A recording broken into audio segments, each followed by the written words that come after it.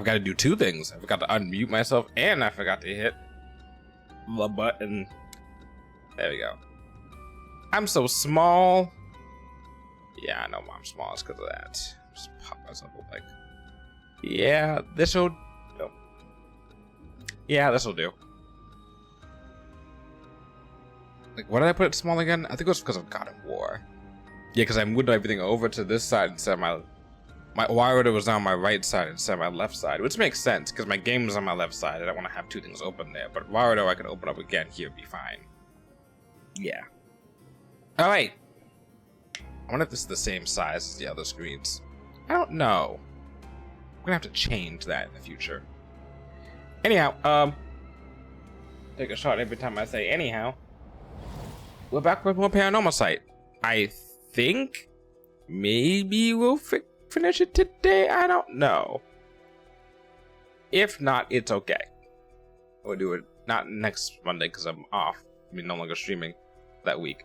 But the following week we'll finish it. But I think we may be able to finish it. We shall see. A quick recap of last time. Oh boy. Oh boy, this is a lot. The main thing I guess I had to remember is, what is it? What did I remember? The legend. That's right, the legend. Okay. There was that legend about Taishima, and now we have the information. Sucks that it doesn't have it no longer in the new part.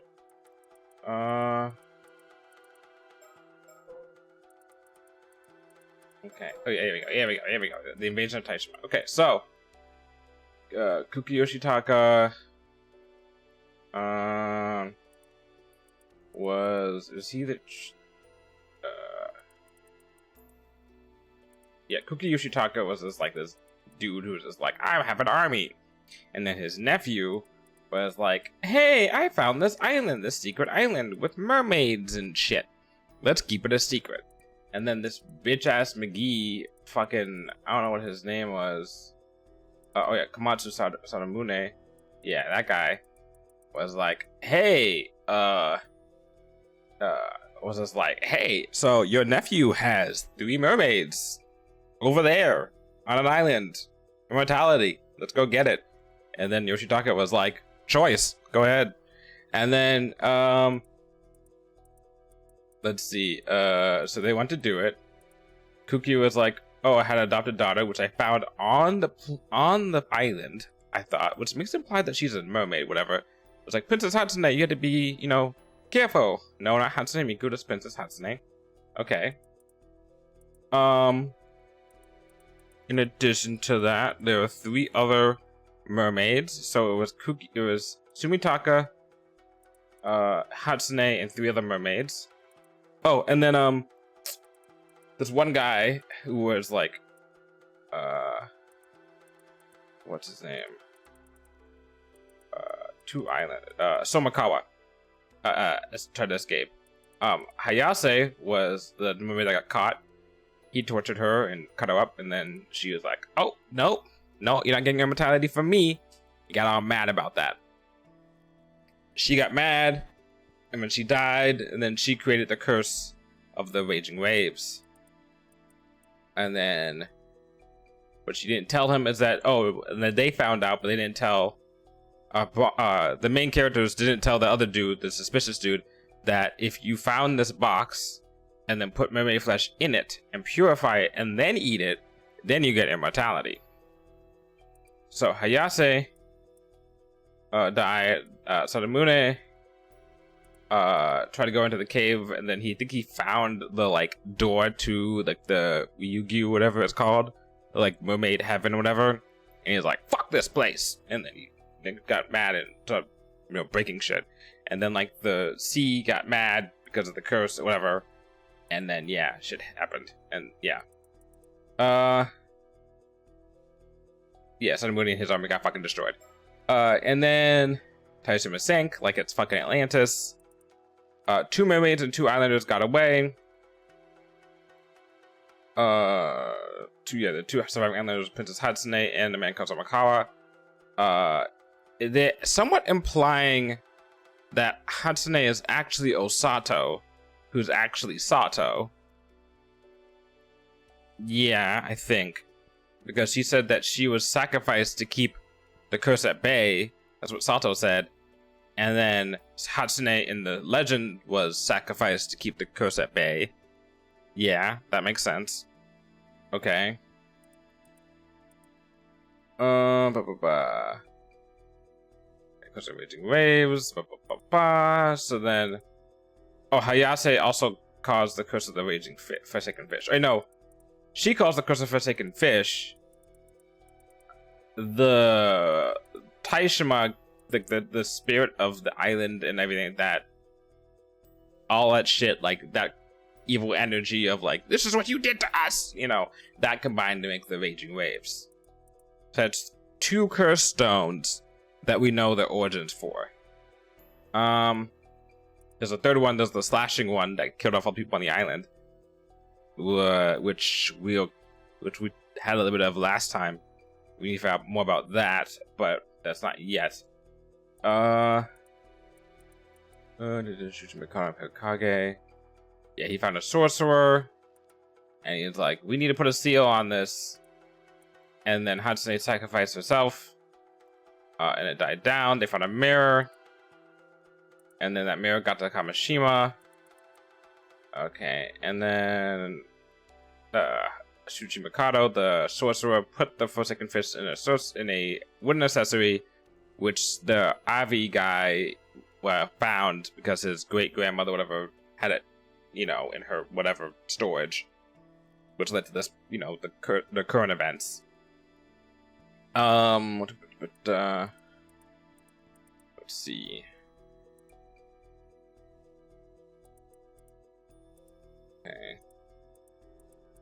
Okay. Kuki killed Sumitaka because he's a bitch. Kuki is not Sumitaka. They made up some bullshit about Princess Hatsune and how she died in order to keep the secret, you know, going. There's a thing about the curse, about how to lift it. Right.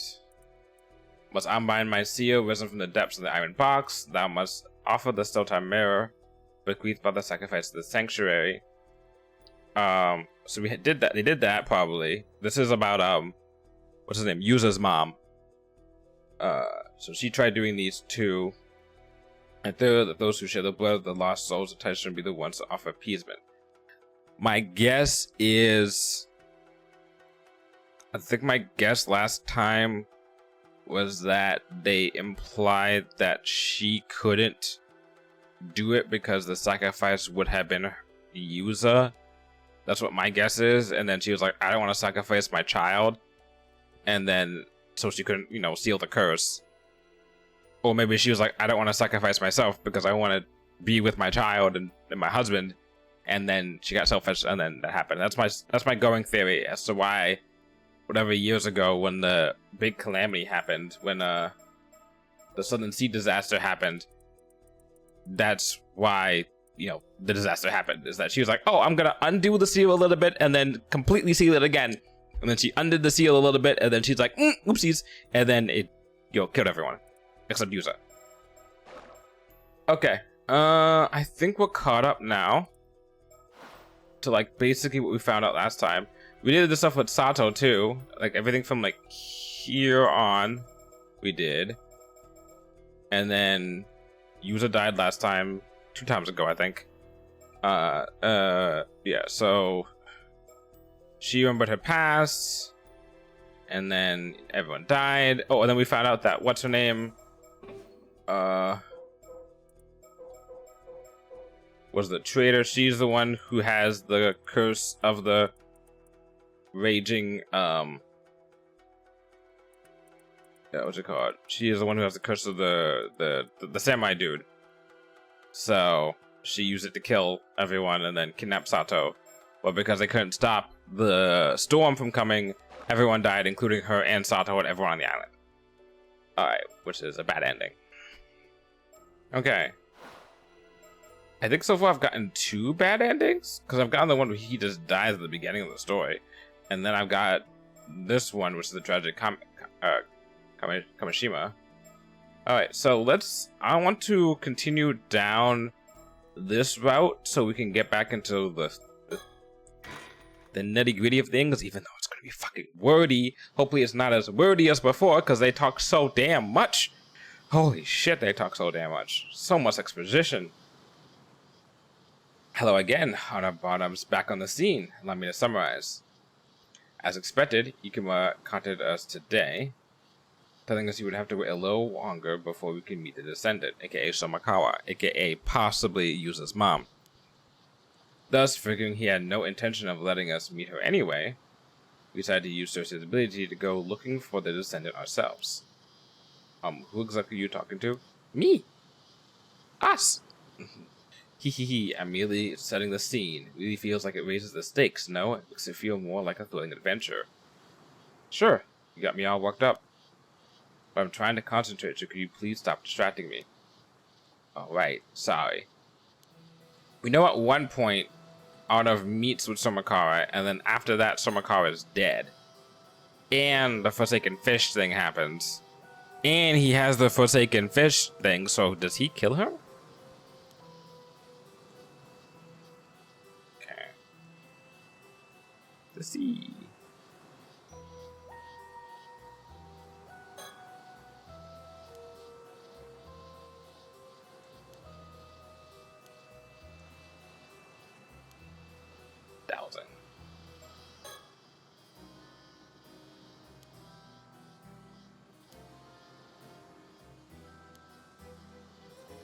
Okay. Reset myself, actually. Bam.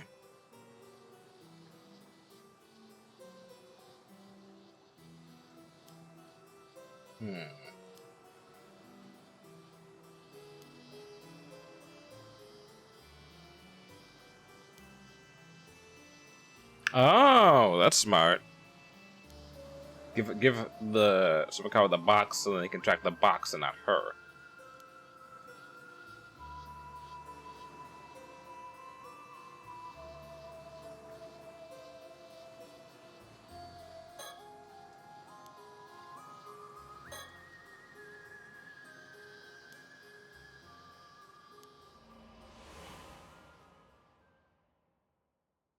So any idea where we might start looking for the descendant?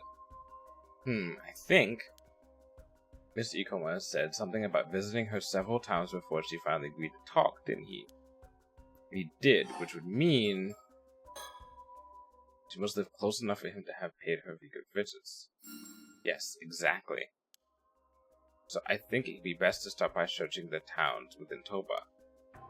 I see, but there are quite a few towns in the area, right? About that, when we parted yesterday, Miss Ikoma mentioned something else that stuck with me. When you asked to meet the descendant. Oh, that's a good point.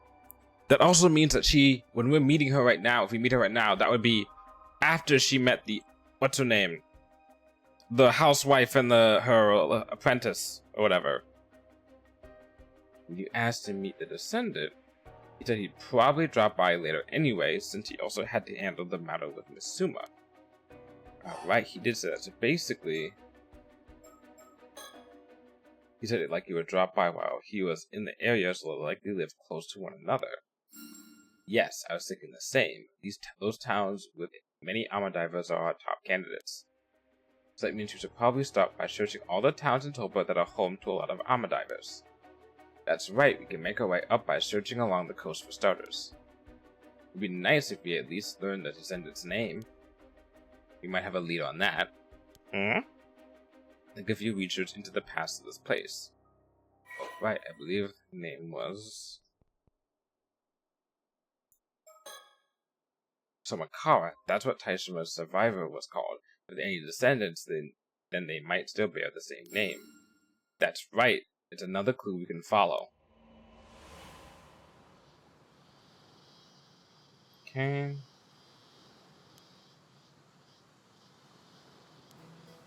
I think we're gonna find something here because this is where we found it last time. Okay. So seriously, what's the situation? Want to give it a try? Huh? Really? Will it work if it's me?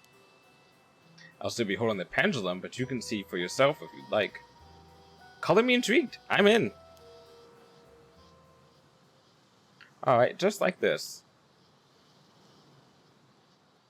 I'll hold the pendulum. Direct me to move in different directions to see where it reacts. Very well, bring it on. Okay, the pendulum won't respond right away, so the trick is to point it in one direction and wait a while. Once you find the spot where it reacts the strongest, just shout that you figured it out. Got it. When it comes to yelling, I'm your guy.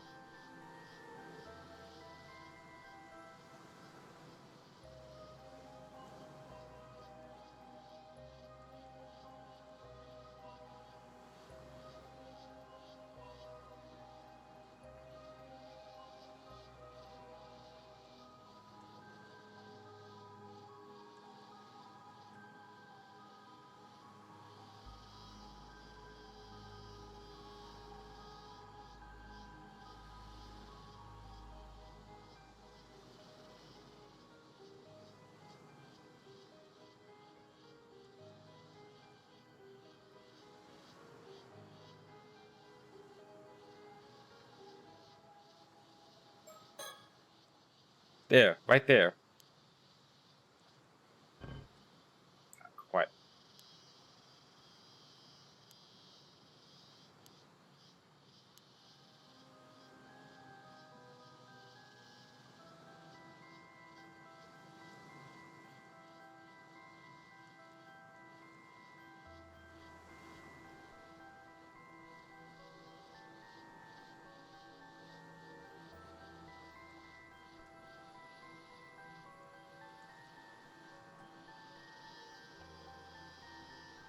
Okay, come on now. Come on now. There, right there. There we go. I was like a little bit off. You got it. So that means it's somewhere up there? Well, it may be a bit further out, but at least you've figured out what direction to go. I knew it was about time we hit the right spot. Alright, let's follow this thing and see where it leads us. Right.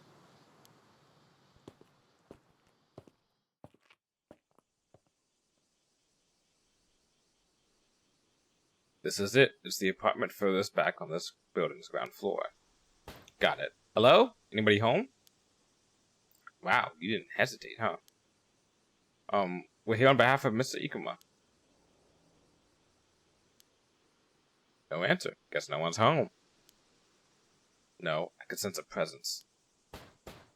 Hello? We'd like to talk about the iron box.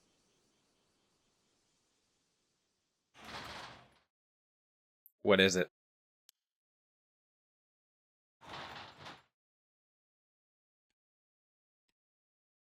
Ah, you two. Avi and Circe, is it?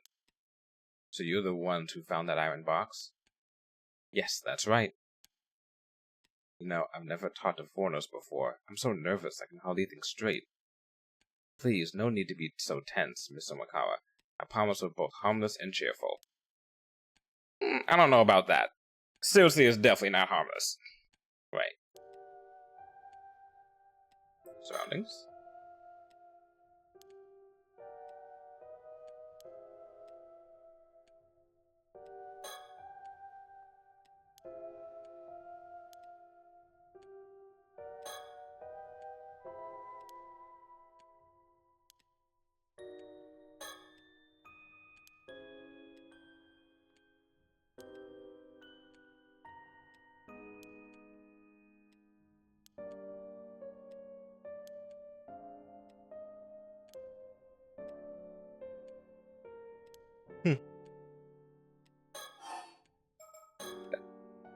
Allow me to emphasize what an honor it is to meet a descendant of Taishima. Who's to say it's even true? I suppose your family must have lived in this town for generations? Nah, I moved here a couple years back. Oh? Why is that? That's got nothing to do with the two of you. Ah, fair enough. And if you don't mind me asking, do you have any other family or relatives, Miss Samakawa? Why? Apologies, I was merely wondering if there are any other descendants. to know, but I'm probably the only one left. That too will come to an end soon enough. Oh, what do you mean by that? No more than what I said. God, is he sick? So do you live here by yourself, Miss Somakawa? That's right. Where exactly did you come across the iron box? I followed this map that was in my family's possession. Supposedly, it was left behind by the Onmyoji who sealed away the curse of Taishima. A map, you said? It led us to the iron box and must have been resting at the bottom of Issei Bay. Since it's such a valuable artifact deeply connected to Taishima's long history, we thought we absolutely had to tell you about it, Miss Somakawa. Oh yeah? If I may say so, I noticed your interest in the iron box. Could it be that you already knew of its existence? I didn't know it was a box, but I've been told something still remained of the island. That makes sense. Speaking of that box, I don't suppose there was something inside.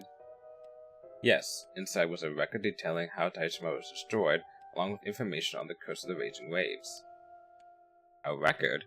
Technically not alive, but still alive. Oh, allow me to fill you in on the details.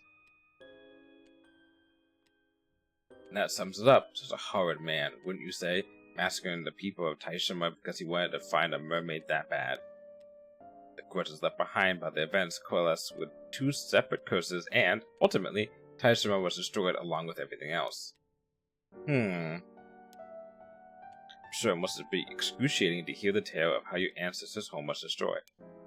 But I believe the story should be passed down so people can learn of Taishima's true history, wouldn't you agree? And that was all recorded in that box?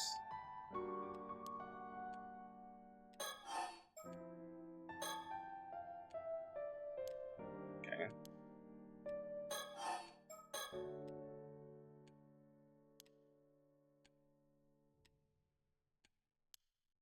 That's right, we need the Tamatabako to be able to purify the mermaid flesh in order to become immortal.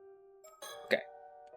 By the way, you may consider this the curious whims of a fantasy author, but would you be able to elucidate me on some of the stories that have passed down in your family? Now I get it. You also came here because you want to ask about mermaids, eh? Come on now, Avi. Alright, you got me there. It's true. But can you blame me? As a fantasy author, it's in my blood. If mermaids truly do exist, then I must state my curiosity. I knew it. Whatever your motives, you're not getting the Tamatabako. I'm not falling for one of Ikuma's schemes.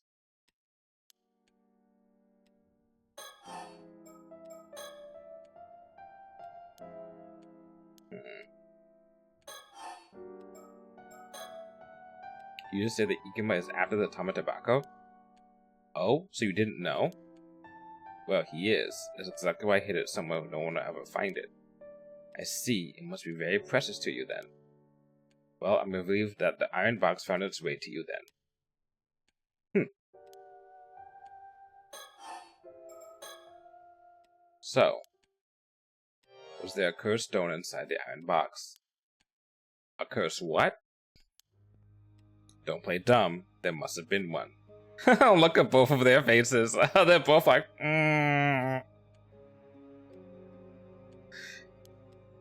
Well. Okay.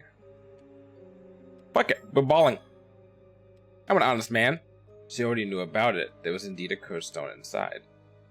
That's what I thought. And how about a trade? You two want the Tamatabako, don't you? Oh, a trade? I'm not sure. What if she tries to use it on us? Oh. I didn't think we'd be going this far out. You certainly shook me when you said we had to take a boat all of a sudden. To think that Tamatabako would be hidden at sea. What an incredible plot twist. My apologies. I guess it was just the writer in me coming through. This is all too thrilling. You sure can talk. Oh, believe it or not, I'm actually holding back. I can actually go on and on a great length once I get started. Oh, don't I know that? Don't I fucking know that? Your fucking quest line is the most wordy one in the damn game. That wasn't praise. There's nowhere to run on an island. No matter where you go, someone's always near. It's always too loud, grating on the ears. The sea, though, once you get this far out, is nice and quiet. Nothing but the sound of the waves. No talking, no irritating folk or commotion, only fish swimming without a sound. She could try and kill him. This is fine. Stop the boat. I feel like she's gonna try and kill him. Whee! Surroundings.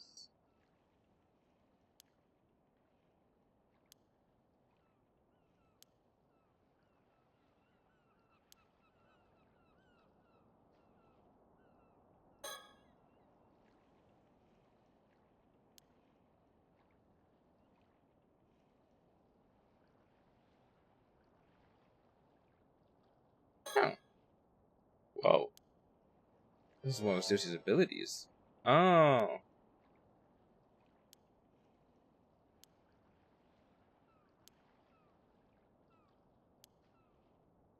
Is something wrong? Ah, it's nothing. Don't mind me.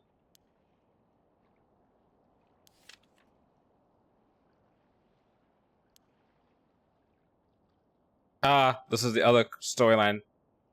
Ran into the people that we happened to, ran into,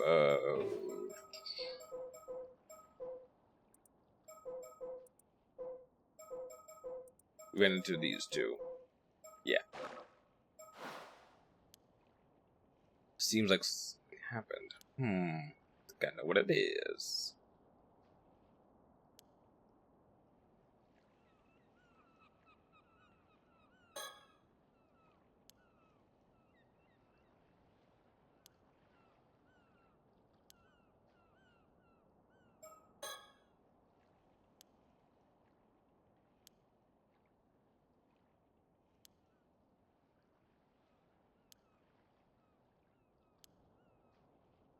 Okay, I think I know how this is gonna go. So will you tell me what you want to trade for the Tama Tobacco now? You got the Forsaken Fish Curse Stone with you, right? Sure do. Have a good look. The Forsaken Fish Curse Stone. Looks like the real deal, alright. Want to trade the stone for the Tama Tobacco, right? I figured as much. Well, I'm fine with those terms. Let's do it. No, that ain't it. Oh, is she gonna... She wouldn't. Oh, that ain't it? She wouldn't. No, I once had a sister. Her name was Mare Samakawa. Okay. When you said you had a sister, does that mean... Oh, wait. Yes, she's gone. Died in an accident at sea about 5 years. Oh my god! Oh my god! Oh, you pulling this shit on me. Fucking a sister out of nowhere. Okay. Bull fucking shit. I had a small inkling of a feeling that she couldn't be used as mom. And I was like, no, they wouldn't do that. They wouldn't just do that and then have somebody else be... Oh, god damn it. Yes, she's gone. Died in an accident at sea about 5 years ago. At sea, my condolences. So there actually was another descendant. You folks seem to be pinning your hopes on me just because I'm one of their descendants. But the one who actually inherited our duty wasn't me, it was my sister. A.K.A. Mari Minaguchi. So these two are not the same, they're sisters. Okay. I did not see that coming. Your duty? That's right, the duty of the Taishima bloodline. It's been passed down in our family for generations. Even more, our generation would be the one to handle the 400th year since the disaster. My grandpa always said that it was particularly important.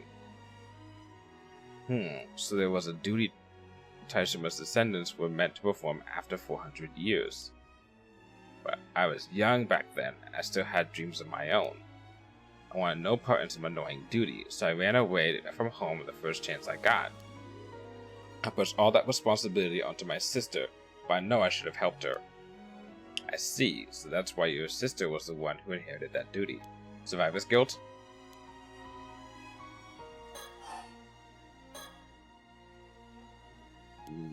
Okay. Alright, fine. Alright, we'll talk about your sob story, and then, you'll probably die. This duty you mentioned. Was it to break what remains of the Curse of the Raging Waves? I suppose they were connected, but lifting the curse would have been a step along the road, but it wasn't the goal. Was the goal to find Ryugu? Oh really? Then what was it? Well, it was to return the mermaid that was left behind in the Issei Bay to Ryugu. Nice. That was the real duty of the Taishima bloodline. Wouldn't that be... Would that be No, Sato's not a mermaid. She's just immortal. Okay. Return a mermaid? So it's true. There really was a mermaid stuck in Issei Bay because she couldn't return to Ryugu. That's right, her name was Sobae. Oh, so she's up in our... She's coming from our research, so she wasn't real after all.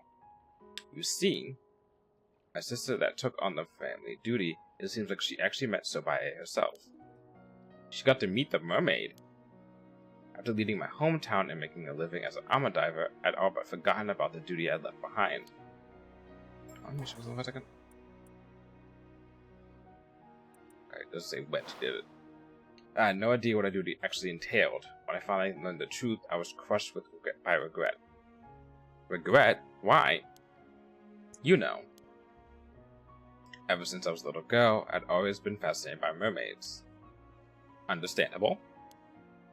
I read The Little Mermaid so many times, the pages of the book had started to wear away. I would see them in my dreams over and over. Back then, for a little bit. There you go. Back then, I wanted nothing more than to become a mermaid. That's what led me to become an armor diver in the first place. But the true nature of the family duty is only revealed to the one who inherits it. I see. What bitter irony. But couldn't you meet the mermaid after you learned the truth? My sister took pity on me and attempted to call her to meet me once in secret. My sister, Mare, even shared some of the things the mermaid had told her. But you know, Sobae was a cautious mermaid who never truly opened her heart to anyone but my sister. Me, on the other hand, as she avoided, I was never even allowed as much as a glimpse. Quite the bitter outcome. Mari and the mermaid had grown close as friends. They trusted each other. They were inseparable. But she never once showed herself to anyone other than my sister, not even to a close relative like myself.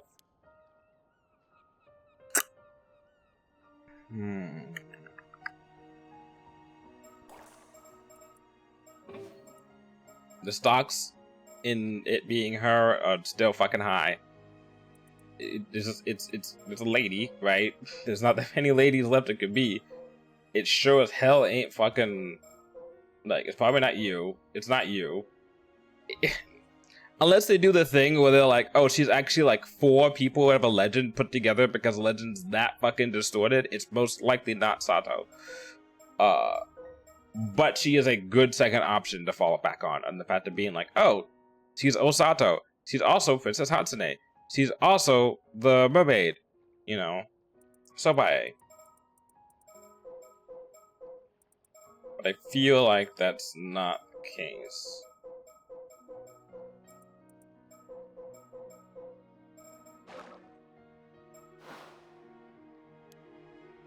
Your sister must have been an incredible person to earn the mermaid's trust. Though I can only imagine how hard it must have been to be rejected by an existence you so deeply admired and longed to meet. Mari moved to Kamishima to be closer to Ryugu, all for the mermaid's sake. Maybe the real Sato was the cat I saw several weeks ago? I think I'll say the friends we made along the way, but that works too. Also, welcome on in. That scene from SpongeBob, it's like, you're Squidward? You're Squidward? Is everyone else Squidward? No. Then one day, she got married and changed her name to Mari Minakuchi.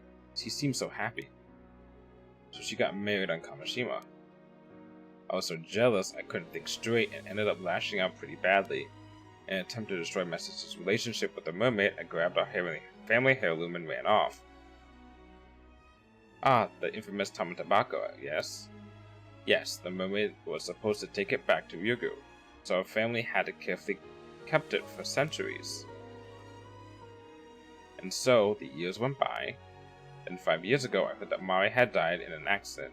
That's why I came back to Toba. I thought maybe this meant the duty would be passed on to me. Of course. But by then, our parents and all our relatives had already passed away. There was no one left who knew about our duty. There's nothing I could do. You have a nephew? I didn't know a thing. Not where the mermaid was, nor how to call her. I'd given up. But while I was digging around, that man Ikuma found out I was a descendant of Taishima. You see, I was struggling to get by. I'd sold the information my sister had told me about the mermaid. Back then, I was making a living by giving folks a glimpse of the Tamatabako for a ridiculous price. And that brings us to the present, I suppose. Okay. In other words, since your sister died in that accident, your family's duty was never fulfilled. And now you want us to go find the mermaid for you? That ain't it. Dang.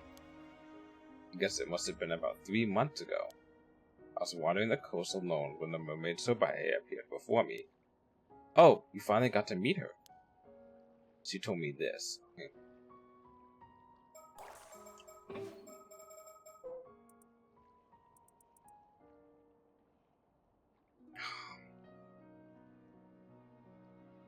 Oh, are we really doing this?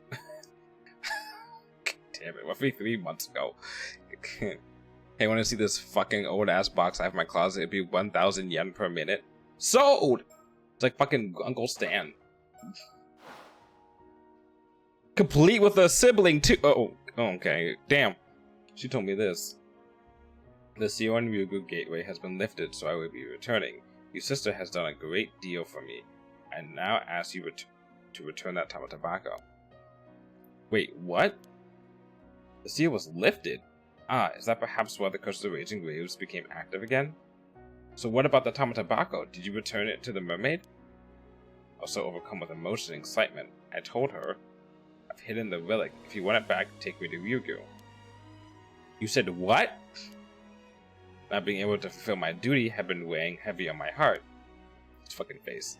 But in that moment, that pain was gone. On top of that, I figured that mermaid had come to fetch me. Being able to visit the land of the mermaids, there'd be no greater happiness than that. But Sobai simply told me it wasn't possible and that she'd forfeit the relic. And with that, she was gone. Oh. So the mermaid has already returned to Ryugu then? No. Absolutely not. Ever since then, all I've felt is despair and regret. I'm completely empty inside. There's nothing left. She had some guts to say, nah, fuck you to a mythical creature that could have sentenced her to immortality. Yeah, but she's all but like, but my mermaid, please take me to Mermaid Land. I want to go where the mermaid's like. I want to be like Ariel. Our family's duty has been fulfilled. That's what I meant when I said it was all over. Okay, I'm pretty sure we're done with that conversation. But then the Tamatabako still exists, doesn't it? Sure does, but even with such a fancy name, in the end, it's just a grimy old box. I opened it once. I was hoping there'd be some elixir of eternal youth inside, or something, but it was completely empty. I see. Even so, I like to trade for it. Are you sure? I don't see why, but whatever. Okay, she's not gonna try and kill us. It's not like anything matters anymore. I'm just sick and tired of it all. Ah. In the end, I never did figure out what that Tamatabako really was. The mermaid forfeited it just like that, so maybe it never had any meaning to begin with. Good thing I'm not telling her. So, what do you want in return? I want to do whatever it takes to become a mermaid. Ah,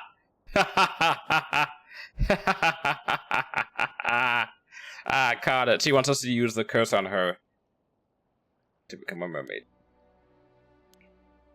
Mr. Makawa, don't tell me. You want me to use the curse stone? Simply returning to the sea. That's my only wish. The moment when she started talking, and I was like, oh, what? And she seemed like she wasn't going to try and kill us, I was like, don't tell me. And I was like, she wants to die, doesn't she? No, listen, there's nothing even remotely beautiful about the curse of the Forsaken Fish. All it would do is turn you into some twisted half-fish monster, nothing but a grotesque imitation of a mermaid. I know. That's fine with me. This curse is the essence of that mermaid's power. I'm ready to offer my life to her. Fucking simp. But whatever you do, I'll just be drowning myself anyway. Okay. So you won't be dirtying your hands. All you have to do is use the curse. My wish will be granted, and you would be doing me a kindness. That's all there is to it. Oh, thank goodness Arnav hasn't been like, oh, I'm just gonna kill you for fun or some shit. He's just like, God damn it. Just hold on a minute, okay? This is just... The Tama Tobacco is hidden beneath the floorboards of my house. Please, do this for me. Wait, does that mean it's currently on the island right now? Mr. Makawa, wait. Like, in the current time when we stopped?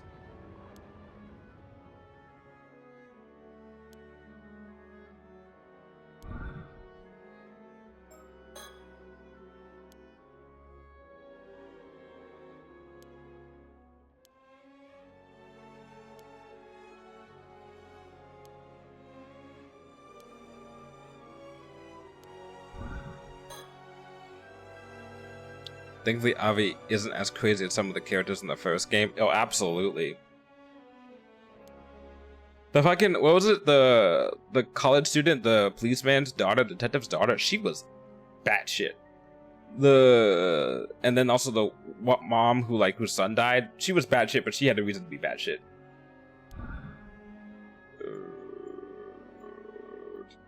Do I have any other options? No, I do not. No, I do not. Okay, well... It was nice knowing you, lady.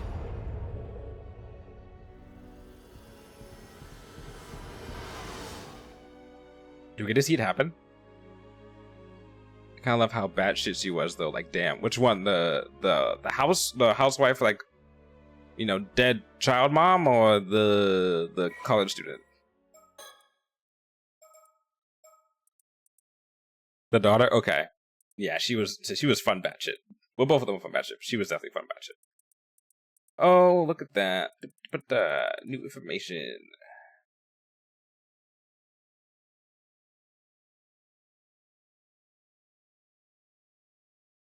It was said that the expression on her face when her body was discovered a day later in Tamagawa seemed somehow content. Good for you, lady. I mean, it's terrible, but, like, good for you. She has since returned to her home, Yugu. Okay. She most likely returned home. My mom had 8 different valid reasons to be batshit, but she never did really snap. She snapped once. She, not like angry snap, but when she went to she went to the person who, like, kidnapped her son or whatever, like the occultist, like when she went to the occultist's place, and she was like overcome with, like, oh, this is like basically what my son was the last time he died, whatever, and then she, like, broke down, and then they take her out. Yeah, that was a reasonable crash out. But she did crash out. You know.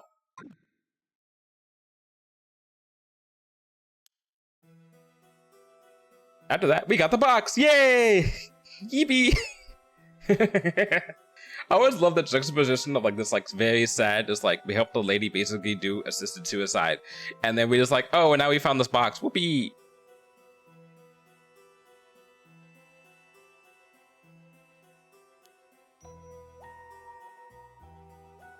The last remaining mermaid Nagame. So are they saying somebody actually returned?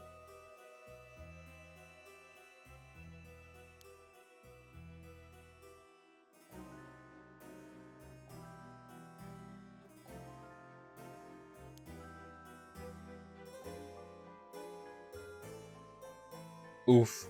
Oof.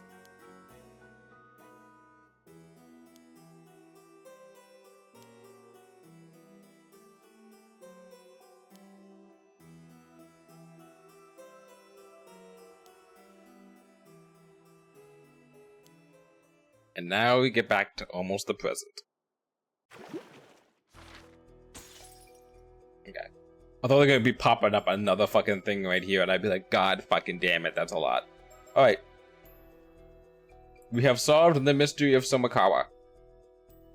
Clean our hands of that. We have solved our hands of who is the person with the cut curse stone, or whatever, the semi-curse stone. We have solved that. We have solved the mystery of the curse of the raging waves and the curse of the forsaken, forsaken fish, whatever it was called. Those are dealt with. So now all we gotta deal with is the remaining mermaids, what happened to User in the accident years ago, and all the stuff that's happening currently. Oh, and solving the curse of the raging waves. Alright, time to go to Kamishima. Which, if I'm correct, this is probably going to be a dead end because we have not solved the massacre.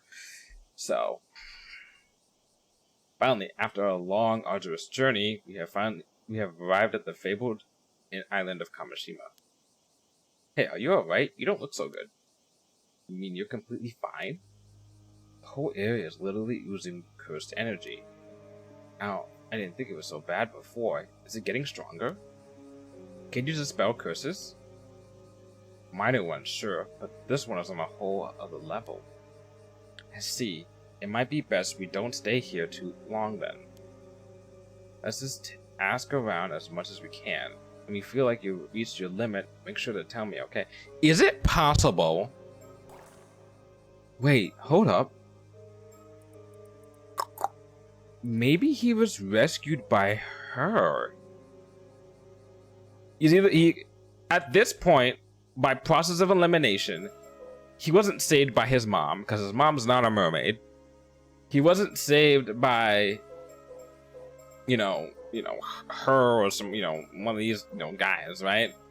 He had to be saved by someone. He thinks he was saved by a mermaid. The only people it could be would either be her, who is the most likely to be a mermaid that we've seen so far, or the mysterious person that is the last mermaid, quote unquote. There are only two options to be mermaids at this point, are her and her. Unless they introduce another person, it's only those two people. We confirmed 3 mermaids existed, basically. 1 died, 1 existed, and the other one, unless the legends are wrong once again, and they're like, oh, by the way, we gotta put an addendum to this legend we gave you. 1 died, 2 survived, 1 went back to mermaid heaven, and the other 1 stayed. Supposedly. If that is true, then the one who saved him could either be the one that went back to quote unquote mermaid heaven, if that's true, because that's only 3 months ago, and the mystery, the incident was 5 years ago or something like that. Or it's the person who's just wandering around right now. But I don't know. I feel like it's a fucking lie. I feel like, yeah, about the one returning, I feel like that's a lie, and it's maybe Sato, but we'll see. Oh, no. Okay. Got it. I'll do my best. Alright, let's start by asking the locals about mermaid legends first.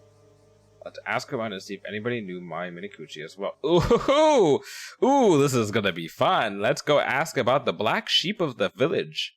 To the whole village. That's the plan. Let's move.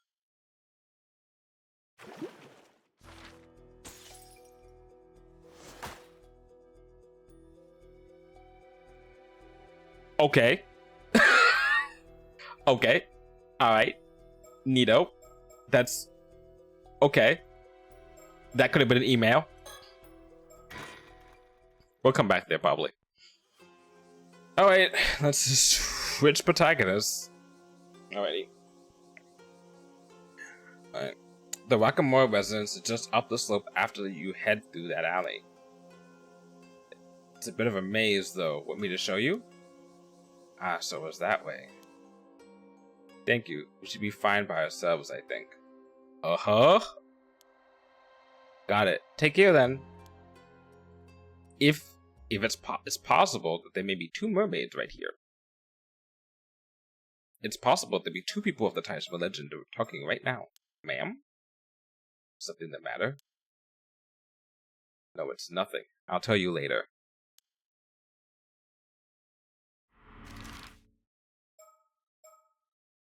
Tell him now. You should get all on the same page. Well, to be fair, Sato at that point had not gotten her memories back, I think. Oh, let me get this straight. You with the police. And you expect me to warn everyone on the island that a huge storm is on its way and get them ready to face it. That's it in a nutshell. So glad you understand. This is about the curse of the raging waves. Way ahead of you there. I've been warning them for ages. Well now, how you know about the curse? Could it be that a certain sorcerer acquaintance of yours told you about it? That's right, unlike you phony psychics, yeah, okay, who crawl out of the woodwork every other week, my instructor's the real deal. Yeah, alright. In that case, I expect this instructor also knows how the curse can be lifted. No, hasn't gotten that far yet, but it's not for lack of trying. Why? You saying you know a way to break it? Unfortunately, no. We've yet to determine the exact method for bringing it to an end. We kind of know. We are not without the means to do so, but first we require a map concealed in the mummified mermaid. Might you know of it? Yeah, about that. You just missed that. You just missed all of that. A mummified mermaid? What are you on about? Some kind of ruse? I knew there was something fishy about you. What are you really after? Go on, out with it. I assure you, we wish only to lift the curse plaguing Kamishima. Would you be prepared to assist us in our efforts? Bah, I like this story. Trying to pull one over on old Wakamura, are we? You fucking idiot. Better than have you tried. Or better than... Did he say better than you tried? Better than you have tried. What does that even mean? Well, how's this? I'm not telling you another word. We're done here, understand? Don't have time to listen to this hogwash. Anyhow, I've got business to attend to on the mainland, so off with you. Leave me in peace. Well, that is a shame. I suppose there's nothing we can do. In any case, please do contact us if you learn anything that might be of use. God, I fucking hate these type of characters. It's not even like someone who's just like, I don't believe you. It's someone who actually believes in this shit and then believes in the wrong person. That fucking, oh boy. Oh, that grinds my gears. Not very cooperative, is he? I don't see why he's so suspicious. He had hackles up from the first. Perhaps he's so accustomed to dealing with rough customers that he can't believe anyone would be sincere. However, he does seem to be interested in breaking the curse of the raging waves as we are. Wakamura would be a Twitter troll in modern era. Oh, he absolutely would. He'd be fucking like Discord mod also too. He'd be like, oh please, no, Discord, no. He'd be like a Reddit mod. He'd be like, oh no, my way. No, don't you? You guys don't understand this. I'm doing this. A stereotype of it, at least.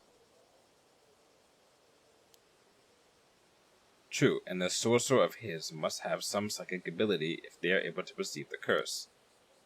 Wish I'd thought to ask their name. Well, I think I have an idea who it might be.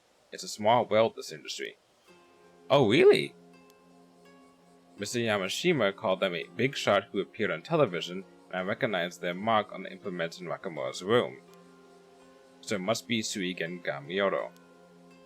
Gamioto? Never heard of him. No, they used to make frequent appearances on occult programs, though they always hid their face on camera. Big shot! Sorry, it's not ringing any bells. Well, lately they seem to be raking in a fortune as a corporate consultant for hire. Their powers have a reputation for being accurate and potent, and their popularity has grown to the point where they can essentially name their price. Also, I'm gonna point out she is definitely some mystical woman or something, because she had that little mystical feel when she looked at fucking Sato. Because before I was like, no, Soro's the one who could perceive stuff, but she could also perceive stuff. The powers have a reputation for being accurate and potent, and their popularity has grown to the point where they can essentially name their price. God, I'm getting Mob Psycho flashbacks. If they're that good, maybe we should let them take care of the curse and the raging waves for us. Perhaps I should mention, Gamiora's popularity has reached such heights only very recently. Up until last year, they had a very poor reputation among others in the industry. In fact, as I recall, on the list of notable psychics kept by the Paranormal Affairs Bureau, they were given the lowest rank, aka a fucking loser. Hated that Deltarune ruined for me what was a perfectly normal turn of phrase before Chapter 2. Wait, which one? I never played Deltarune, but which one? In other words, they put on the same level as sham mediums riding the wave of the boom. Huh, I've forgotten about that list. While their sudden rise to fame and fortune after changing up their business at the end of last year is certainly suspicious. Oh, Big Shot. Oh! Big Shot Lil. Oh, God. That person's a big shot. I'm more concerned about the possibility that they are using a harmful curse to suit the needs of the highest bidder. Regardless, I'm not sure I would trust them to handle this affair on their own. You never know, maybe they had a change of heart and started training seriously. Even so, I highly doubt they would have time in their busy schedule to venture out here and solve this case in our stead. Complete all character profiles. Alright, we got all our people. Holy shit, that's a lot of information.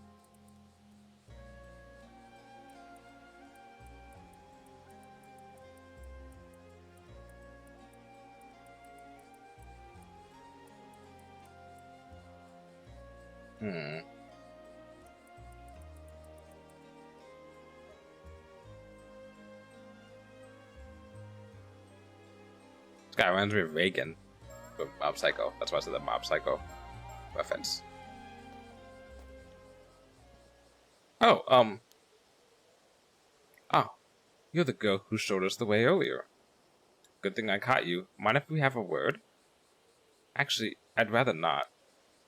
I'm afraid you don't really have a choice, because I already know that you're an 800-year immortal. But what are you talking about? Don't even bother, that sharp look has already given you away.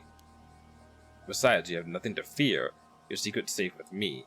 Come on, let's take this somewhere more private.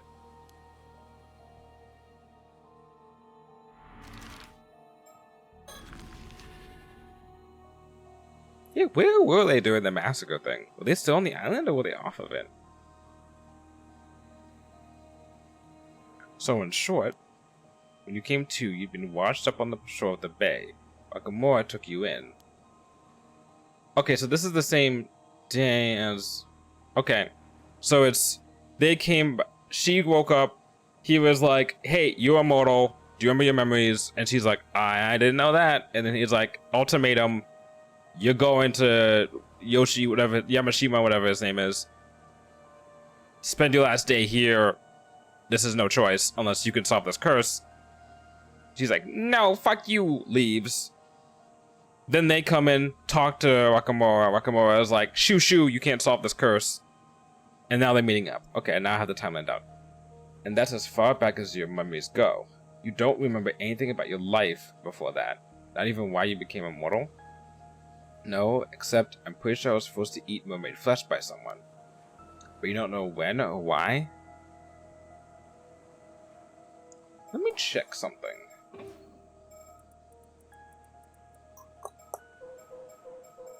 I want to check. Wait, I have new information on this? Oh, okay, yeah, we have that part. Alright,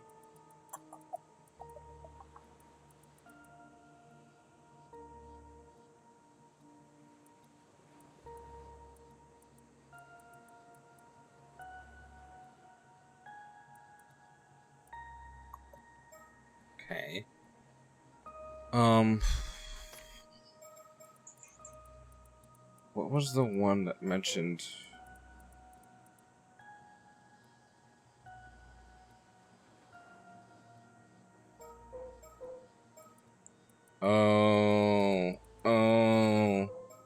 What if? Oh, now I'm seeing the thing. So my biggest confusion was like, how did they sacrifice her if she was immortal? And now I'm realizing, what if they didn't sacrifice her? Or what if they did sacrifice her and then forced her to eat the flesh, mermaid flesh, after she sacrificed herself? Because what's his name? Not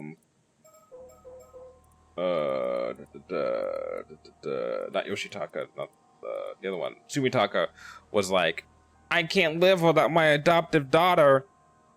You know, I don't like the fact that we have to sacrifice her. So they sacrifice her, and he's like, but what if we did this too? Haha. And then they give her the flesh. She comes back, which also kind of fits into the seal. How the seal works, maybe.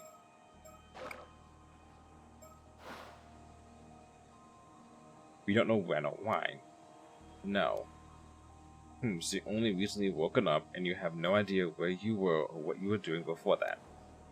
Pretty much. I get the feeling I was in some kind of a deep sleep at the bottom of the sea for a few hundred years. I've got no clue why or how or what led up to it. Also, we need to get back to the whole entire thing about the fucking possession thing. Keep on. Jeez. I keep on forgetting. Don't do that. Don't do that. We still need to go back to this fucking shit.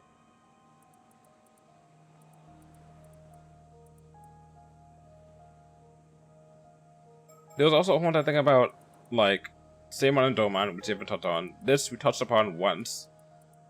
There's a whole other thing about... Where was it? There's a whole other thing about,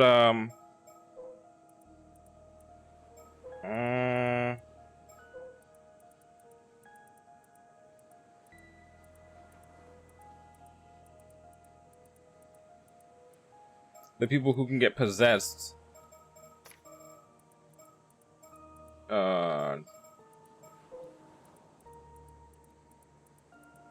There was a whole thing about people who can get possessed and like they don't know that they're possessed because they're still moving the way that they normally are. They'll still do things how they normally are, but they don't know that they're being possessed by like a spirit or ghost or whatever. And then we just haven't followed up on that like the whole entire game. Interesting.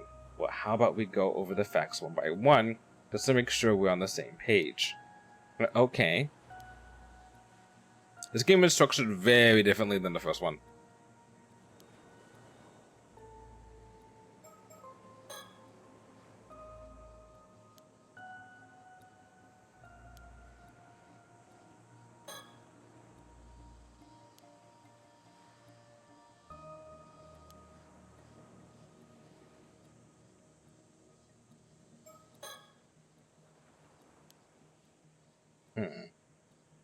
Uh-oh. Even she realized that if she let it slip to Amashina, that would be a bad thing.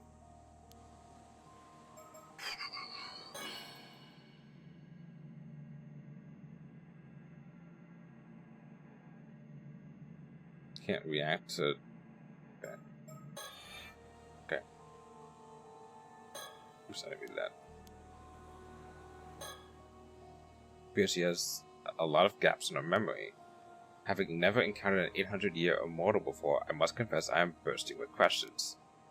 How does such a lifespan impact the structure of their brains and memories? It would be fascinating to find out.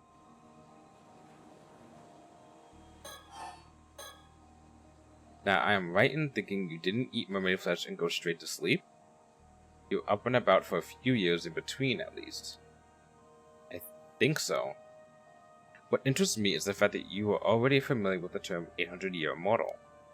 It's not a widely known concept. You must have been in that unique position to acquire knowledge of it before you went to sleep. Yeah, I have a vague memory of being told that that's what it was called. But I don't know when that happened or where, let alone who it was. Maybe you'll remember in more detail if we touch on some other topics. Guess we're just have to go by process of elimination. Work our way down the list till we get a hit.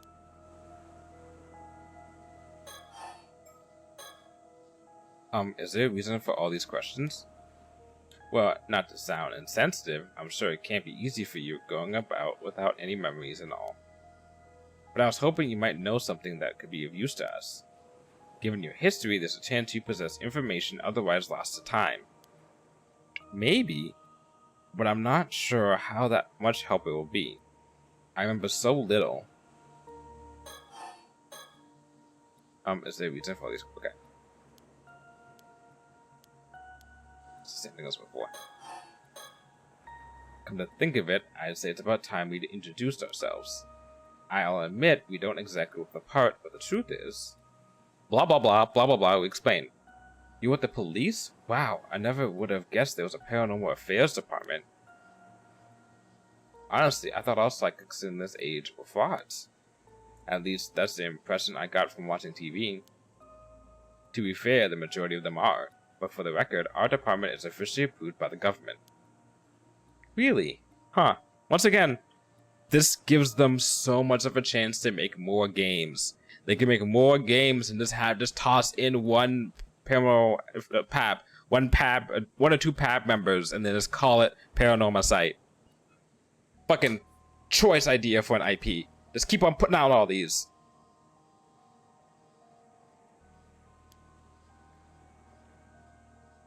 And they don't even have to be related to each other, like, at all, except for the fact that, you know, two members or PAB members. It's like Men in Black, but like for yokai and for ghosts and curse stones and stuff.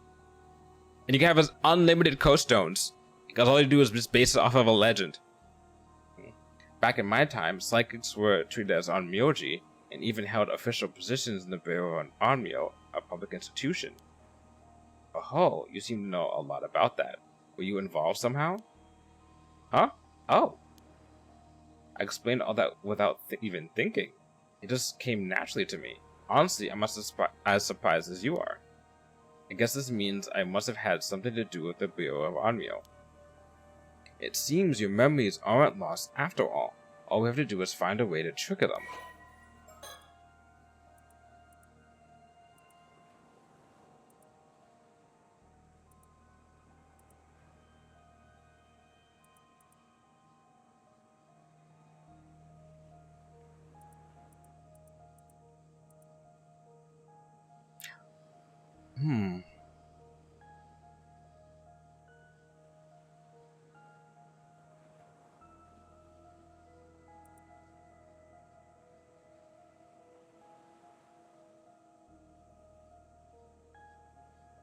So basically, like, the forefathers of the PAB.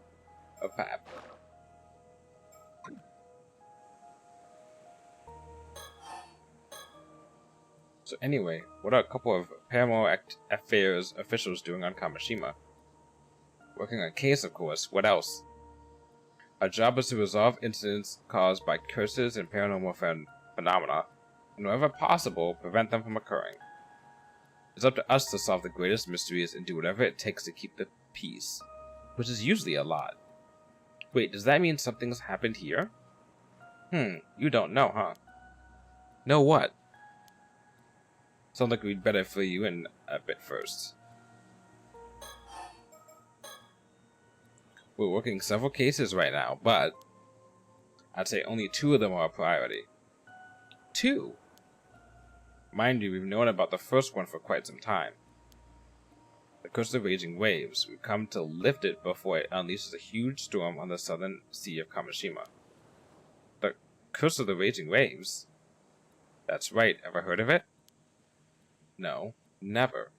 Did he not mention the curse to her? That's to be expected. I imagine the islanders aren't too fond of discussing the disaster.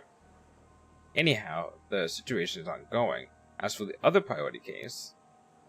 Right, you mentioned there were 2. Well, actually only learned about this one after we arrived on the island today, but... Protocol dictates that we have to deal with any 800-year immortals we find. But what do you mean, deal with? It's not all that difficult to understand. To To begin with, 800-year immortals shouldn't exist in this world. And if their existence were to become public knowledge, it would lead to an outbreak of trouble of every kind. Heck, some people are already looking to gain immortality for themselves at any cost. What? For the sake of maintaining public order, it's vital that the world remains convinced immortality is just a myth. That makes sense. However, stop, Aristotle. Halt.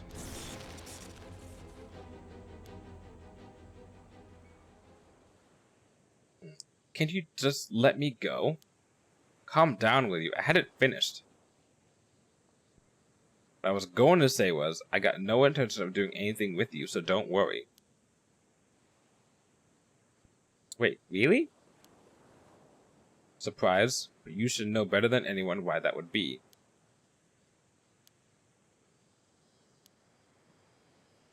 You might be an 800-year immortal, but your time's nearly up.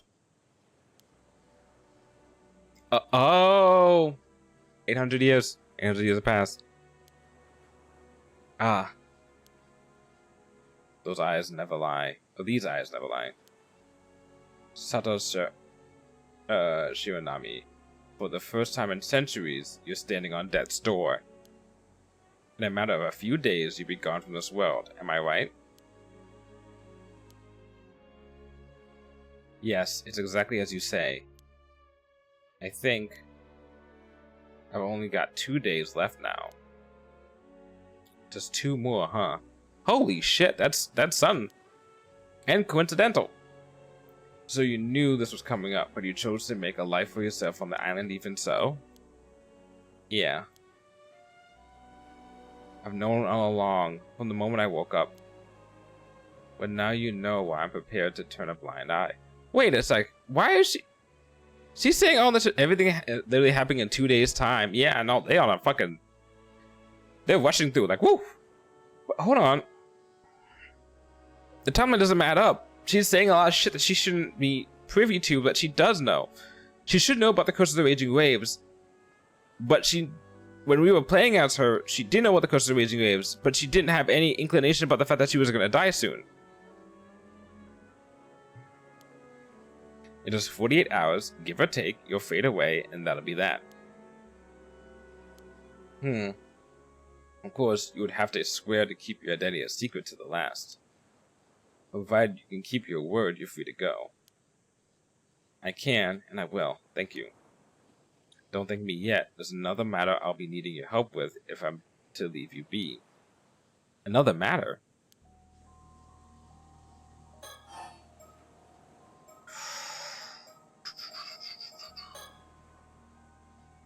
But first, before I forget... Yes?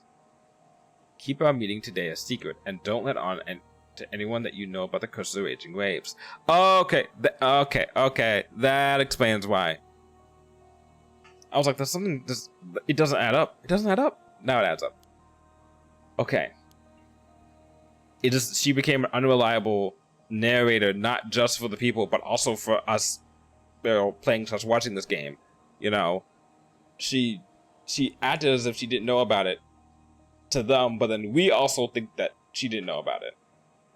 People get suspicious otherwise. Even if Wakamura tells you about it, be sure to act surprised. I figured that shouldn't be too difficult for you. You're an experienced secret keeper after all. So that means this is before Wakamura went to talk to her?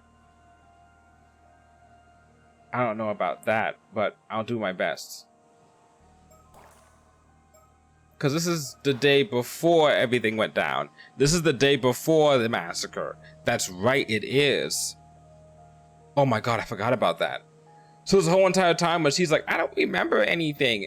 She's been lying this whole entire time since we've been playing as her. Okay, now I'm getting it. Damn, she's good. By the way, I was wondering, how did you know I was an 800-year immortal?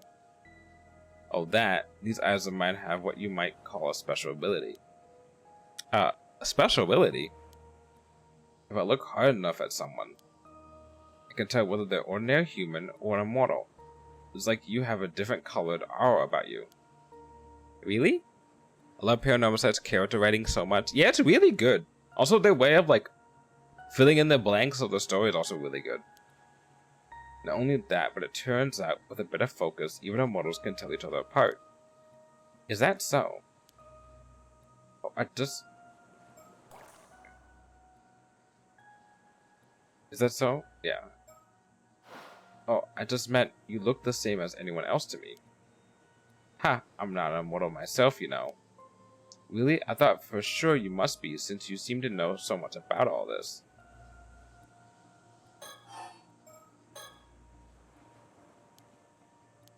Okay. Right now, we're looking for a way to lift the curse of the raging waves. But that's Soto's area of expertise, so I'll leave the explanation to him. Right. This concerns a legend passed down in my family, the Kiryu clan, for generations. Oh, I should mention, this is something I've pieced together from various sources, so it may not be entirely accurate. Right? Long ago, south of Kamishima, there was an island called Taishima. It is said that 400 years ago, it was beset by an earthquake and a tsunami in an event so catastrophic that the island sunk to the sea floor. Wait, hold on.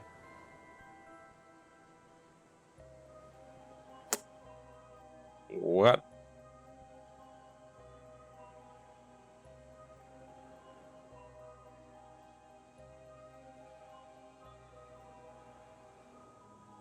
Wait, hold on.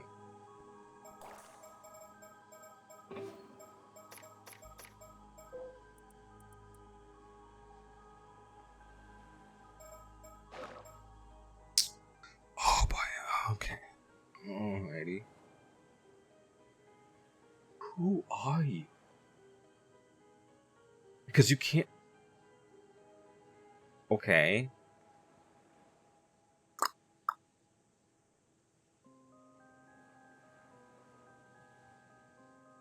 Oh, maybe I was wrong. Well, yeah, I was... At one point I was right, and then I changed my mind, and now I had to re-change my mind back. I thought that my theory with Sato being Hatsune meant that they had her be a sacrifice, she took the flesh.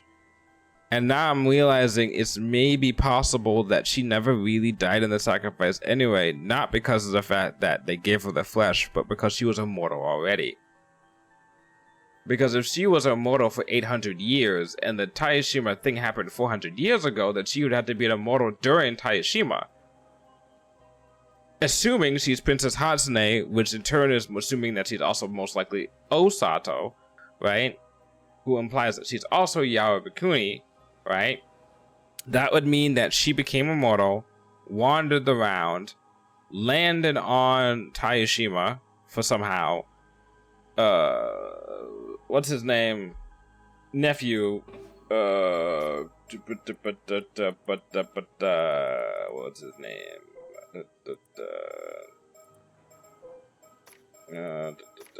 Keep on forgetting his name. It's Sumi, whatever. Sumitaka, right? Sumitaka finds her, and he's like, "Oh, I like you. You're my adopted daughter now. Yippee!" And then everything happens, and then they escape with the two mermaids when one mermaid dies, and the Somakara guy escapes too, and then they find the dude, the Onmyoji, and the Onmyoji is like, "Hey, so how about I just sacrifice her and then we stop the sea?" And they're like, "Yeah, sure, let's do that." And she's like, "Yeah, sure." And then she jumps into the sea, and then she jumps into the sea as a quote-unquote sacrifice, doesn't die, but goes into a deep slumber for X amount of years, wakes up, and then that's what happens? Yeah. The only thing that doesn't make sense now would be the person who's obsessed with her. But if we establish the fact that she's been around for 800 years and Taishima is only like a footnote on the shit that she's been through, there's a chance of any other fucking dude maybe a stalker to follow her around for 100 years, if possibly they're an immortal. And they're not, and they're also not with, and they're working with, what's her name? Kikuko. Because she is working with the mysterious caller, not with Yamashina. Yes. Okay. Okay. Now I'm think I got it. I said that and then I'm gonna be completely proven wrong in like an hour. Taishima. However, the truth of the matter is that it was invaded and laid waste to. Then, in the aftermath, the islanders' intense hatred coalesced into the Curse of the Raging Waves, which manifested as a tremendous storm. I see. 100 years ago, so this would have been toward the end of the Sengoku period, correct? Yes, ma'am. The Hanoji incident, which Oda Nobunaga ended his life, took place in 1582, if you recall.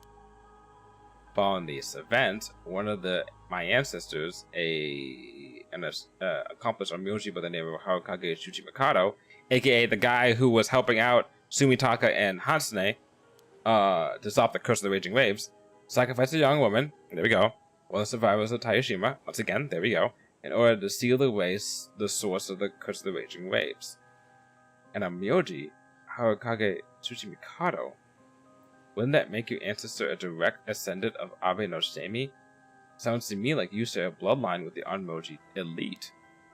Yes and no. While Harukage's powers were potent, he was never affiliated with the bearer of Onmyo.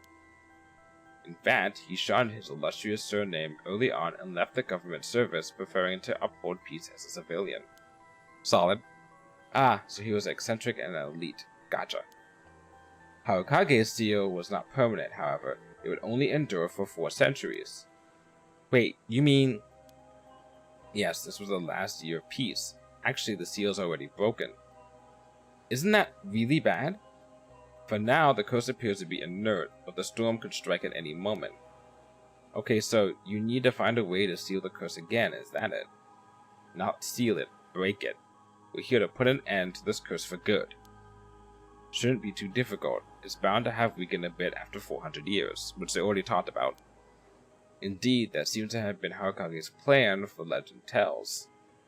That he left behind the instructions detailing how the curse could be lifted after 400 years had elapsed. However, the map that would have led us to these instructions has been lost. We know it. This is the sense of dramatic irony where we know something but the characters don't. Oh no! Why did I say that like fucking Knuckles? Oh no! It seems they were once concealed inside a model of a mummified mermaid. Yet over time this fact was forgotten, and at some point in my family's history, the object in question was sold to a foreign buyer.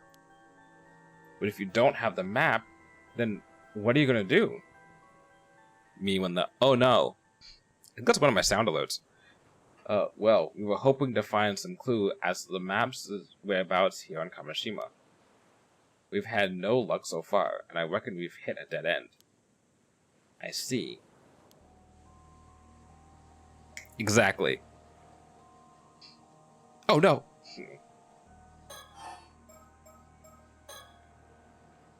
Apparently, Nakamura has been trying to find a way to end the Curse of the Raging Waves himself.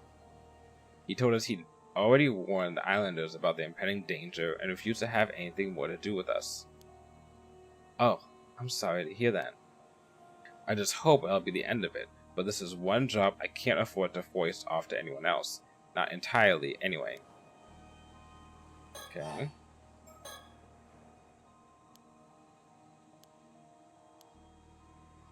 Seen this before. So let's go back to this. Oh, actually, talking about the Bear of Onmyo brought back another memory. I'm pretty sure it was an onmyoji who put me to sleep using some kind of spell to keep me in a state between life and death. Really? So someone intentionally put you to sleep under the sea? There must have been a good reason for it. Oh, he's putting it together! From what point are your memories clearest, would you say? Well... Guess about 3 months ago when the spell keeping me in that state kind of under the sea wore off. Wait, hold on. Hold on, put this together. The seal gets broken. One mermaid decides to go and leave. The seal gets broken. She wakes up. How long ago? How long has it been since Yuza came back to town? Was it like 2 or 3 months ago? Was it also around the same time? The earthquakes also have been happening for the past couple months too. When you woke up, then I see. I know that look. Did you notice something? Not exactly. It simply occurred to me that if her state of, well, shall we say, supposed animation was lifted while she was in the sea depths, would she not have drowned and resurrected several times over? Oh, yeah, I did. Holy fuck. It was hell. That sounds horrible. Oh, God. Oh, God. Most unfortunate woman. No shit, dude. That's nightmare fuel. I woke up under the sea, unable to breathe, drowned, and came back over and over again.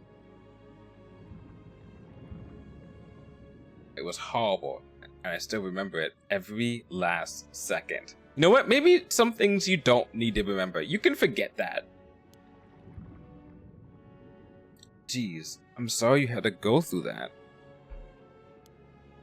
The instant I came back, I swam as hard as I could, trying to reach the surface. But even so, I think it took me about 3 days to reach the shore. I lost count of how many times I died down there. Then finally, I came to in Kamishima Bay. And I think this was the point where I went, like, I like Sato Cecilia too. Can I give this girl a hug? Yeah, she's been through a lot. And then she's supposed to die in like 2 days? She was immortal for what, 800 years? And let's say 400 of that, assuming she's who we think she is, was spent underwater. And then she wakes up and then decides to just fucking drown. She doesn't even get 800 years of immortality. She got 400 of that. And let's say probably some of that wasn't even good. She got the short end of the stick in terms of being a quote-unquote immortal. Mr. Nakamura found me and took me in. I've been living here peacefully ever since. No one's ever even suspected I'm immortal. Nakamura did. You sure about that, are you? No one else knows? Yeah, I mean, I think so. Anyhow, I guess that settles the issue of how far back your memories go. Anyway, thank you for telling me about your trauma. Let's continue. If your lifespan is nearly at an end, it must mean you consumed the flesh of a mermaid exactly 800 years ago. Of course, you already knew that, didn't you? Not that you've been forthcoming about it. Sorry, I... Don't apologize. That just proves you know how to hold your tongue. A valuable skill when you've got a secret to keep. Mind you, this fact does put matters in a new light. Say, Soto, what events took place 800 years ago? Let's see, 800 centuries ago from the present day. That would place us midway between the 1180s, when the Heian period was coming to an end. Right around when the Genpei War took place. Of course, the Heike. Oh, that's right! Exactly. Don't you find that may be a connection? That's right! I forgot about the Heike. We've been focusing so much on Taishime that I forgot about the Heike. In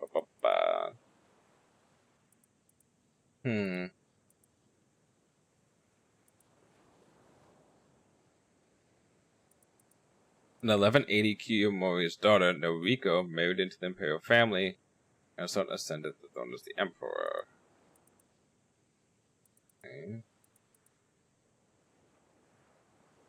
Kiyomori died of illness in March 1181.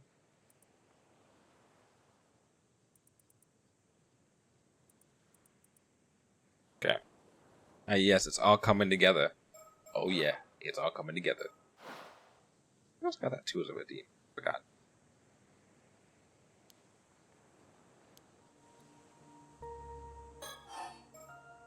Whew! Whew! Alright, next question. You wouldn't happen to know much about the Hyuga, would you? The Hyuga? Why do you ask? This actually pertains to one of the other cases we're working on, but we've got reason to believe that someone out there is using the Curse of the Hyuga, and that's what it was called, to commit murder. The Curse of the Hyuga? Did you hear about the skeletal remains that turned up near here? It was all over the news. Oh, yeah, I saw that. But we suspect the Curse of the Hyuga may be involved. And seeing as you were alive 800 years ago, I was hoping you might know something about the Hyuga that could help us. If we're right in thinking you'd been tied to the barrel on you, the timing matches up perfectly. I might have known once, but nothing's coming to me at the moment. Really? Shoot. On that note, I too have noticed a potential correlation. There's a legend that tells how Taira no Tadamori was presented with the flesh of a mermaid at Betsuho. Oh, that's right, and then he was like, ew, get that away. Perhaps that was the flesh Sato consumed to gain her immortality? Actually, I'm pretty familiar with that legend myself. And those so-called mermaids that were caught at Betsuho definitely weren't the kind that could make anyone immortal.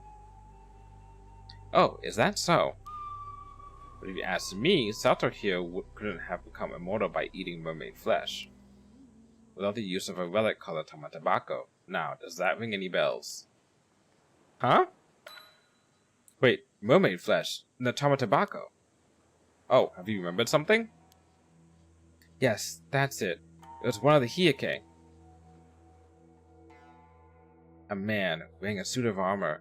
We were on a boat. He had the tamatabako. There was mermaid flesh inside. He wanted me to eat some of it. A warrior in armor. Could it be? Yes, sounds like you had ties to the Hyuga as well. This man, he was the one who made you eat mermaid flesh?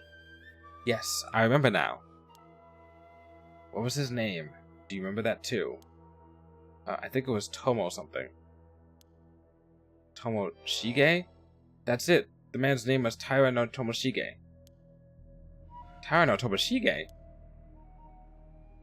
That was the name of one of Taira no Yoramori's sons. And Yoramori himself was the son of Tadamori's official wife. So you're telling me that Tadamori's grandson forced Sato to eat mermaid flesh? What do you know about this Taira no Tomoshige anyway? Not much, aside from the fact that he was part of the clan's main lineage. History has not seen fit to record his deeds, whatever they may have been. Well, he may not have been one of the clan's famous warriors, but to think you actually knew one of the Hyuga. You mentioned you were in a boat. Do you recall anything else? I think we were being chased. I do not wonder at that. At the end of the Heian period, the Hyuga were being pursued by the full might of the Genji's forces.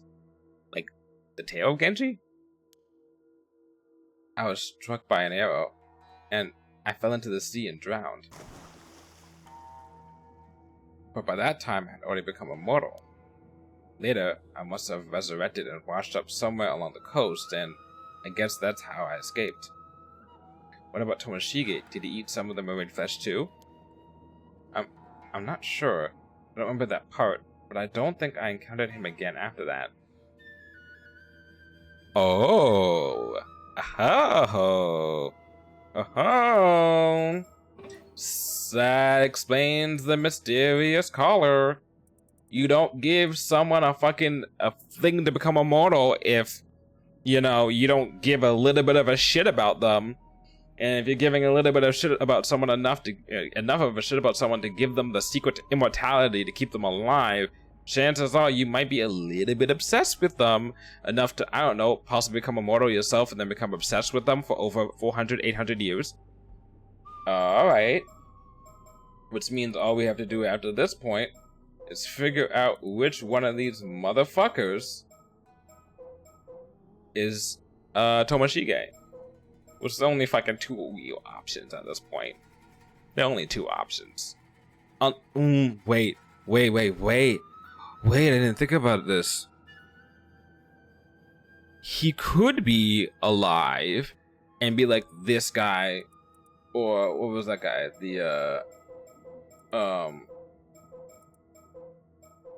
Like this guy, you know, but just like, you know, I don't know how that would work because, you know, they would tell you it was immortal or whatever.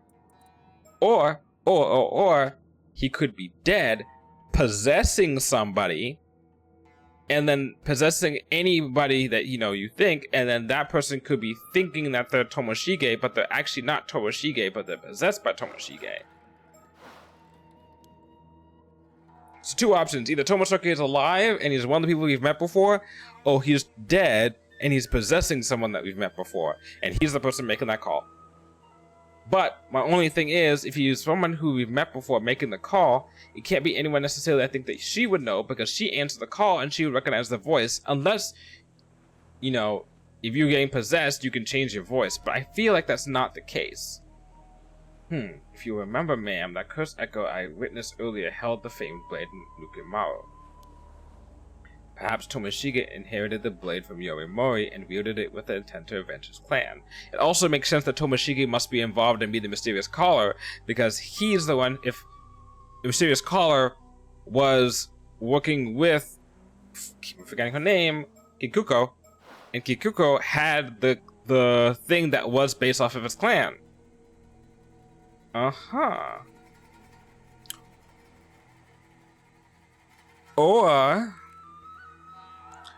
Or Kikuko found the cursed stone, and when she found the cursed stone, she got possessed by Tomoshige and has been the person all along, and there's never been two people but one person who's been possessed. Okay, so it's the third option, which is kind of the same option as one of the other options I had.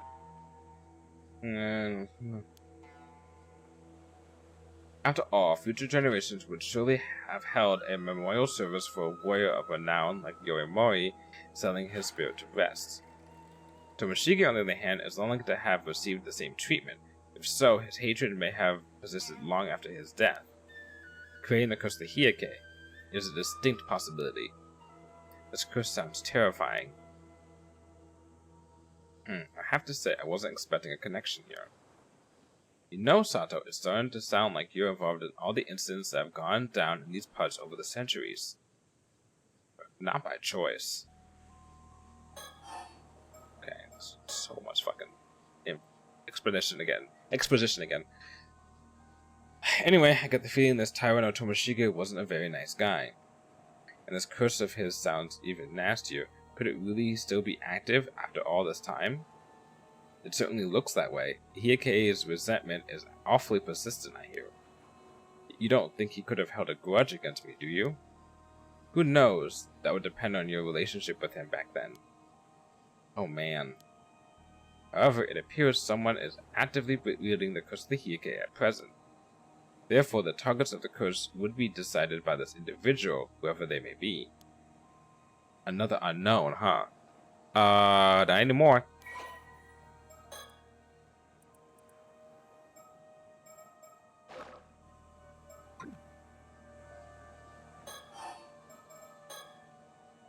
Figuring out the origin of the curse is all well and good, but it doesn't help us solve the case. We need to track down the person who's actually using it, or it'll keep happening. Indeed. Hope you find them soon. Let's make sure we're not being watched. Okay.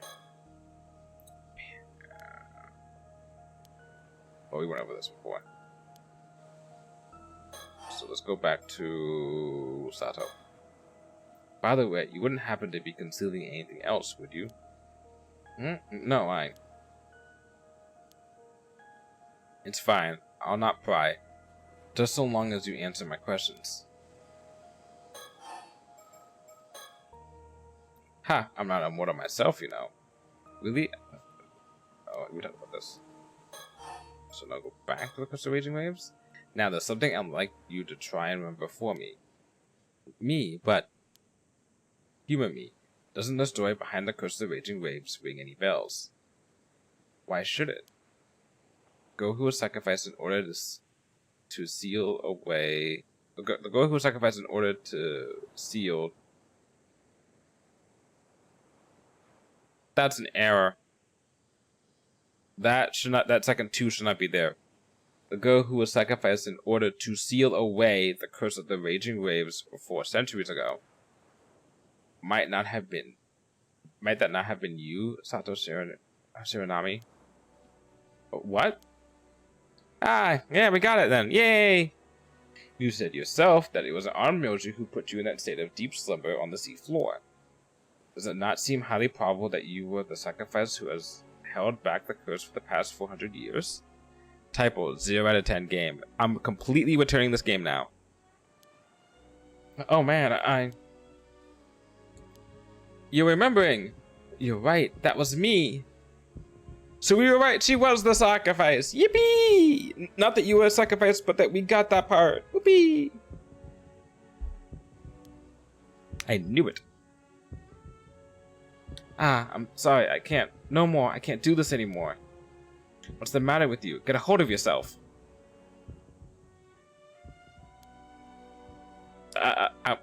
Yippee? Is it that painful to remember? We didn't come here to ask you to sacrifice yourself again, if that's what you're worried about. All these years under the sea can't have been easier on her, you know. She wasn't really asleep. Her brain would have still been active. Oh my god. Moreover, there's a limit to how many memories the human brain can hold.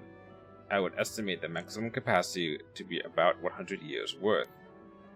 Are you saying she remembers being in that state under the sea? In a sense, I presume her memory is filled with sketches of utter darkness, her view of the sea depths. Any memories from before that time have likely been pushed deep into her subconscious. Then maybe they're not gone for good. There's a chance to remember more. We just need to find the right trigger. Sorry, I didn't mean to freak out on you like that. It took me a sec to get over the shock. It seems my theory about you being the sacrifice was right on the money. But it doesn't look like you'll be able to tell us too much about the past at all. Guess not. I wish I could have been more help. You've helped us enough. But, does this mean the seal broke because I woke up? We cannot be certain of that. Perhaps it was the other way around. The seal may have broken of its own accord, releasing you from your slumber. Either way, it's not your fault. Don't you go blaming yourself for any of this. Still, if I hadn't... Listen, your sacrifice kept the curse at bay for 4 whole centuries. That's half of your extended lifespan. No one could ask more of you than that. The rest is up to Soto. Is that right? Isn't that right? Yes, but I'm counting on your help as well, ma'am. I don't want to do paperwork, is what he's saying. Okay. There's something else I'd like to ask you. Be my guest. How exactly do you deal with 800-year immortals? You sure you want to know? Huh? Since it's not going to happen to you, there's no reason for you to think about it. I thought it would be something like taking away their immortality. Unfortunately, that's downright impossible. Because your original body is long gone, you know. But then, what else can you do? You tell us, Soto. Must I always be the one to handle these unpleasant topics? Besides, I see no point in explaining something that she is already painfully familiar with. But what do you mean? Among the arts, Recycled Spirit is a spell that can place even the immortal into a state of apparent death. Once that is done, we can simply be sealed in an underground vault for the rest of their days. Wait, you mean it's the same thing that happened to me? Essentially, yes. Except in your case, it was for the purpose of making you a sacrifice. You know, for the greater good. And you woke up before your lifespan came to an end. Yikes. Mind you, neither I nor Soto have ever actually done this to anyone. Though I did hear a rumor that someone was dealt with that way a few decades back.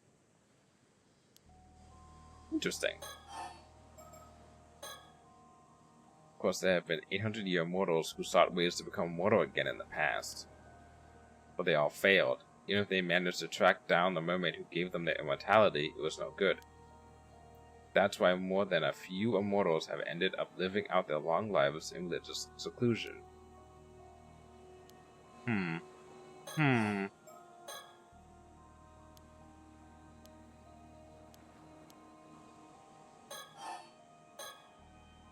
So any chance you remembered something about the Curse of the Raging Waves? Did that Myoji Harakage Shuchi Mikado happen to tell you how it could be lifted? I'm sorry. All that's coming back to me is the fact that I was sacrificed. I don't remember the Myoji at all, what kind of person he was, or anything. The most I can remember is that I think he said something about the curse being lifted after 400 years. That's all, huh? Well, be sure you let us know if you remember anything else that could help us break the curse. I will.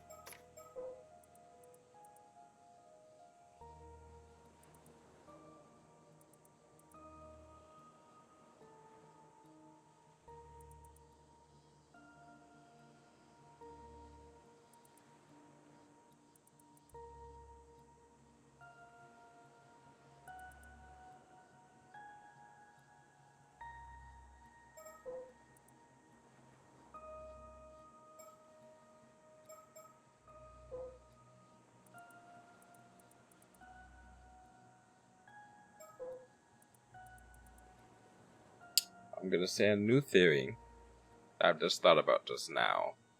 Well, I've had it in my mind since the first time I started playing this game. And I'm starting to think that it's true.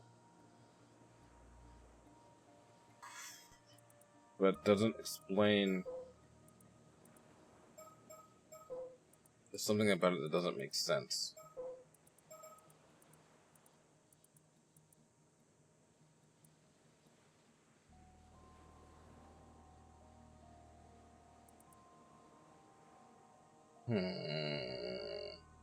Okay.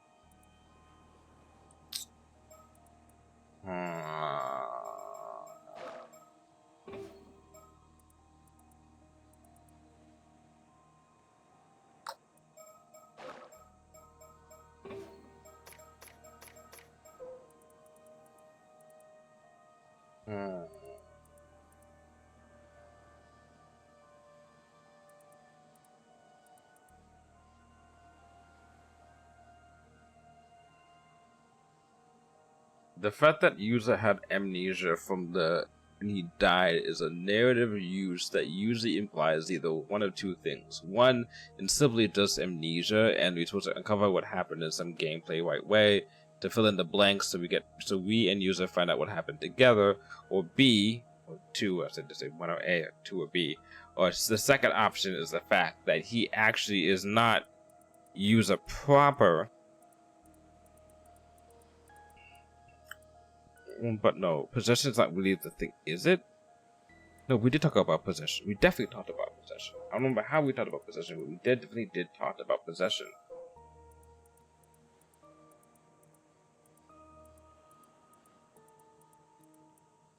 My theory is it's very similar to the first game, because in the first game, the main character the titular, like the first guy you meet guy, was actually being possessed or whatnot by a reincarnation, whatever, by the main sorcerer dude of that whole entire legend, and the other girl was the same way.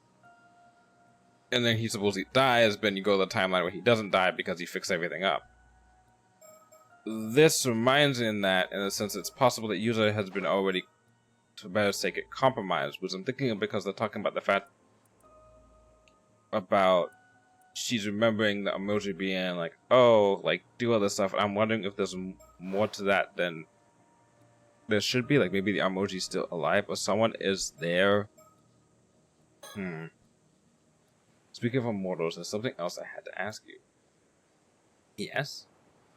Now that I'm not certain about this, but I get the feeling that there's another 800-year immortal on Kamishima right now. There we go. There we go. There we go. Okay.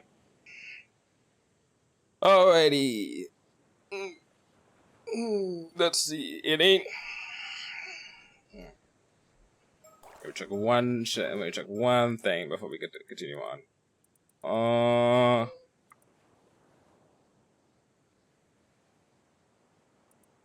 No. Okay. What? Any idea who it might be? No, I don't have any clue. Are you sure about that? Because if there's another immortal here, I'll find them eventually, you know. Even if I have to scour the island from end to end. Does that change your answer? No, I really don't know who it could be. Alright, if you say so. Guess this means I'll have to search the island, after all. As if I didn't have enough to deal with. Well, okay. Assuming that the immortals don't fucking age, right? Not you. Well, maybe. Most likely you. Not you. Not you. Not you. Not you. Not you. Well, we're talking to you right now. Not you. Not you. Not you. Because unless you guys became 800-year immortal in the current time, not you. Unless you become one in the current time as well, not you. Oh.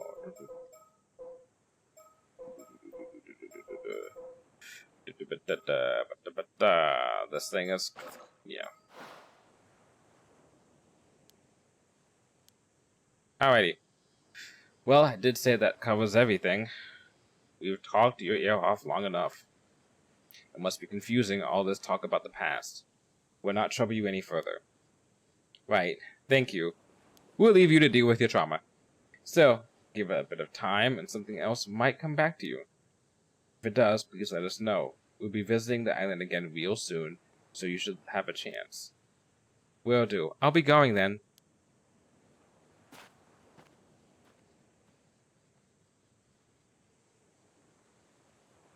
So, now what?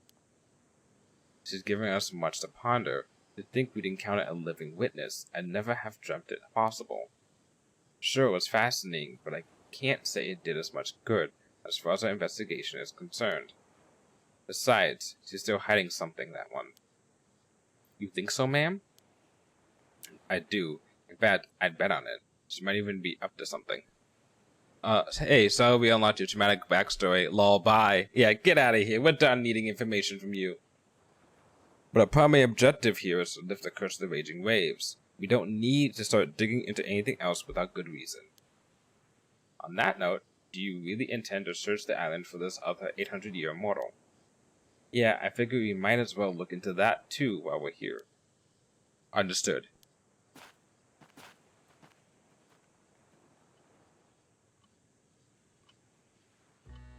Oh hey! It's our bestie!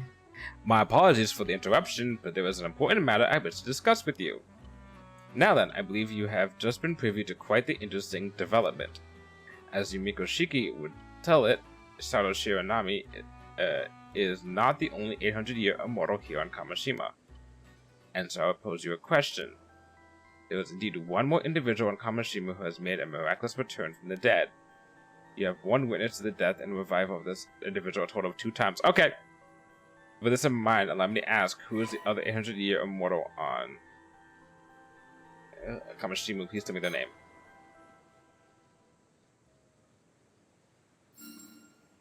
Bam! Hot damn! Bam! Whew!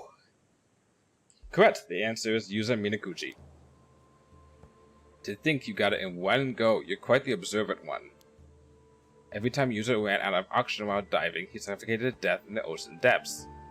However, following his demise, he returned to life and was able to continue where he had left off.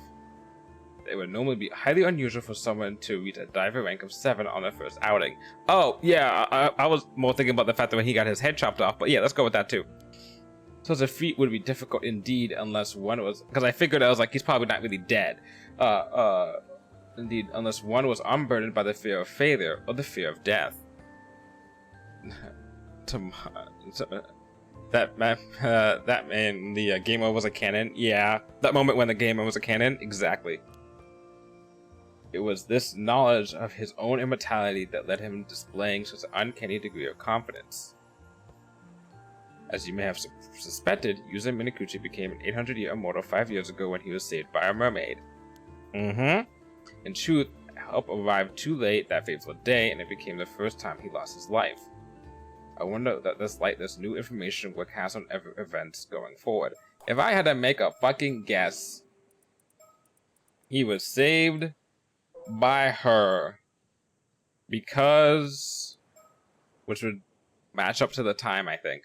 It was saved by her because she was good friends, really good friends with Mari Minakuchi, and then she's like, oh fuck, she's dead. Oh fuck, her husband's dead. Oh fuck, her son's dead. And she's like, but something, and then she's like, oh, but I'll get her son back at least, because one, you know, there's a tie that, like, you know, my friend died, at least get her son back. And then also two, it's like, well, if he's alive, maybe we can use him to help with the seal, because we need someone who is of the Sumikawa line to be able to solve the seal. Because that's in the fucking thingy. That's in the Curse of the Raging Waves thing, is that you need to have someone who is of share the blood of the lost souls of the Taishima, be the one to offer appeasement. Okay. So then what I really need to figure out now is why Mari Minakuchi fucked up that time. With that, please enjoy the continuation of this tale. And since we know that, that means we're going back to his storyline. Bam! Yep. Okay, so he died in... So this is the good ending, and then this is the bad ending. So let's do the good ending first. Okay. Well, good as in, like, they get to have fun in the summer, yay! Ending. So, what's this important thing you have to do, user? Sounds like it must be a pretty big deal. It is. I just hope you believe me. Listen, and don't fly off the handle.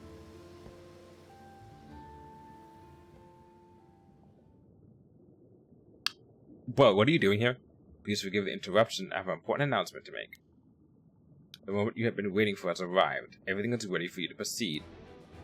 On August 7th, upon returning to Kamishima after his dive, Yuza Minakuchi embarks on the fight of a lifetime.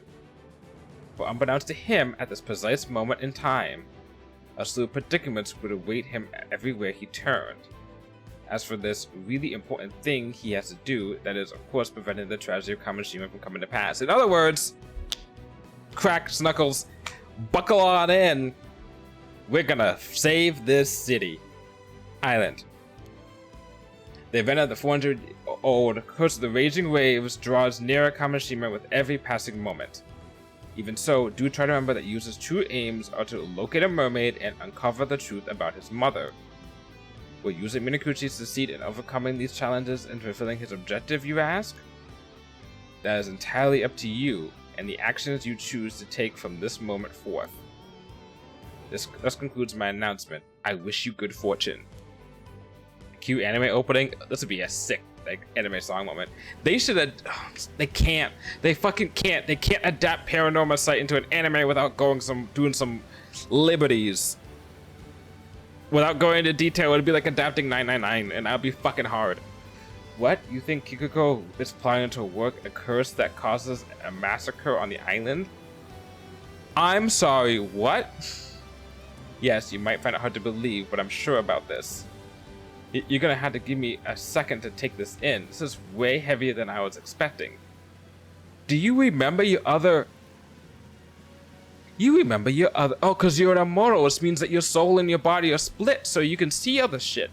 You mean a curse? I know I told you about that Tomokazuki and all, but how did you even find out about this? Have you got any proof? Well, I saw the future with my own 2 eyes, but I'm afraid I don't have any proof I can show you right now. You saw the future? Yeah, Porno Summer is one of those VNs that wouldn't work outside the context of a video game. This and 999 are 2 and Virtuous Last Reward are like the Zero Escape series are like the things I'm just like, you can't adapt this. And then watch them try and adapt it. You saw the future? Use it. If this is some kind of prank, you better cut it out right now. Seriously, this shit isn't funny. If you're just fooling around, I don't know if we can be friends anymore. Do you think it's easy for me to call someone I'm on friendly terms with a murderer? I couldn't say something like this unless I was dead certain.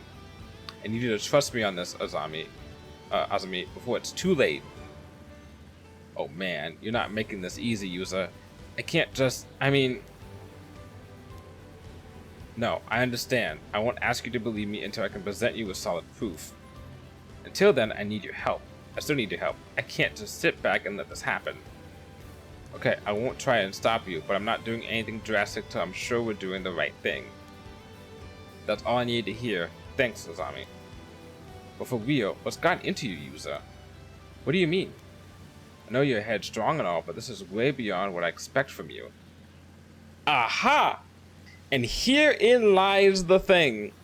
Where here, Storyteller was just like, now who do you think you are? Right? Because in the first game, they're like, you're somebody.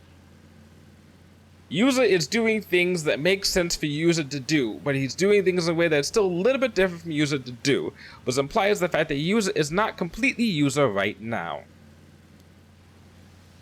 It's like you're a totally different person. Oh, good thing I made that prediction literally like 15 minutes ago.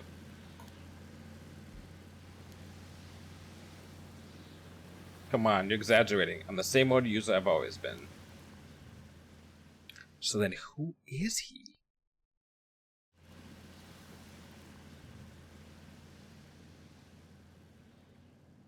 Huh? What are you two doing here? What's with that getup, User? Don't tell me you've been diving. Kikuko, do you have a minute?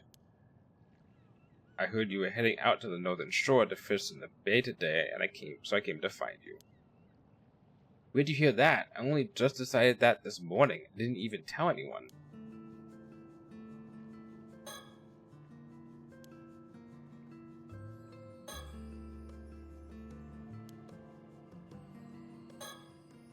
User, are you sure about this? Just so we're clear, I'm leaving the talking to you. Don't worry, I know what I'm doing.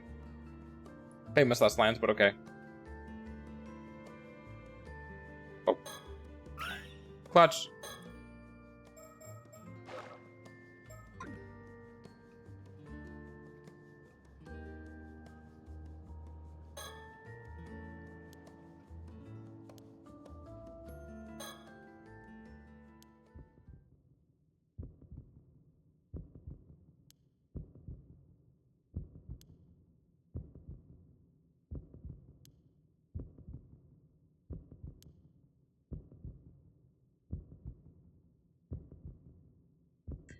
Okay, there's still the risk that whatever destructive impulse that has a hold of her would drive her to make the tragedy happen some other way.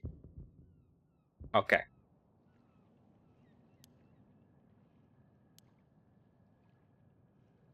So, it's almost implying that my last theory that I had about her getting the curse stone and then the curse stone basically possessing her, and so she's pretending that she is Tomoshige, and she's the one who makes the call.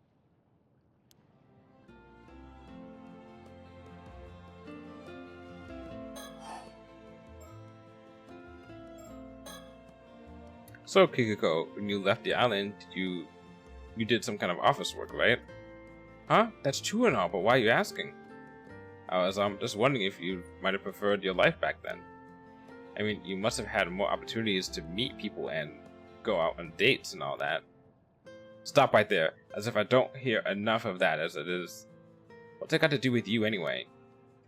Sorry, I didn't mean to pry. I was just wondering if you still kept in contact with anyone. Sure, a few people, just a few. Would you say any of them had a big influence on you?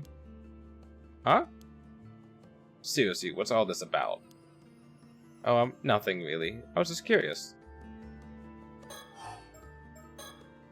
Listen, working for that company wasn't exactly a huge break in my career. Oh my. Office work.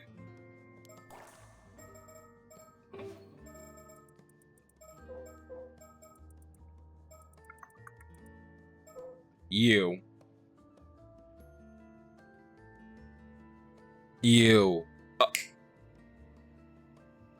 Fucking you.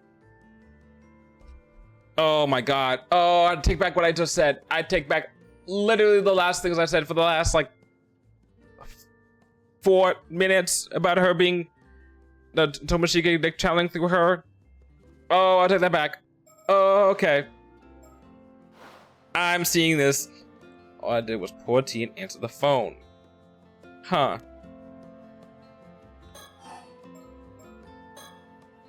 So, were you really off diving? You sure you should be doing that? If Chie finds out, she'll give you an earful, no doubt about it. Don't I know it? Seems everyone thinks I bring this island bad luck just by being here. Yusa. Well, sure, some folks might say that, but it's not as if you've done anything to deserve that kind of talk. I don't see a problem with you becoming an Ama diver myself. I appreciate that. Just today, plenty of folks told me not to go diving because a storm's on its way. But when they don't talk sense, I just ignore them, and so should you. I've been wondering, are you unhappy here on the island, Kikuko? Huh? What makes you think that? I don't know, I just get the feeling you're not planning to stay here as an Ama diver forever. Ha! You normally play the fool, but it turns out you're pretty sharp, Yusa. Truth is, I can't help thinking of the future. Didn't she say in the timeline when she goes, fucking crazy and kills everyone at the end, when she's like, oh, like, I gotta do this in order to be with them? And I thought that she was talking for some reason about Yamashima, which makes no sense in hindsight. Oh my god. Isn't that what she said? She was like, I gotta do this? Hold up. You could earn a decent living as an Ama diver if you know what you're doing, but all these old rules and customs tend to get in the way. I've been trying to change them here and there, but it's no good. Everyone's too stubborn to listen. What makes you say that? PTS flashback to Kikuko murdering literally everyone? Oh, that thing, Also, fair. This island kind of sucks. I mean, I want to save it because, people shouldn't die, but, like, they're not great. I see. No luck, huh? Mark my words, nothing's ever going to change around here. Just between you and me.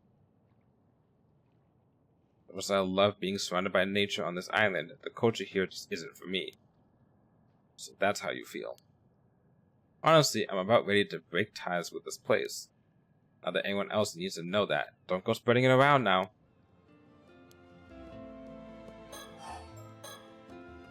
Frankly, I had no idea you were so interested in diving, Yusa. You've been passing Kamishima Maru hand mirrors around to everyone, right? Oh my god! And another thing that just clicked for me just now. The Kamishima Maru hand mirrors are tourist attraction things. And who works at a fucking tourist attraction thing? The guy who has a company that focuses on planning and producing tourism promotion events in Ise City. My fucking god, it was right there. Oh, poor fucking idiot. Oh my god. Oh, good that I figured that out just now, but terrible that it took me this fucking long. It should have clicked for me the moment he talked about tourism in the last time we played. Shit. Oh. Yeah, I have. Sounds like someone keeps their ear to the ground. So how many have you given out? Who's got one already? I don't know. I haven't kept track on anything. But if I had to guess, I reckon it'd be about 20 or so. Why though? You want one too? If so, I'll get one to you later. Oh, no thanks. Don't worry about it.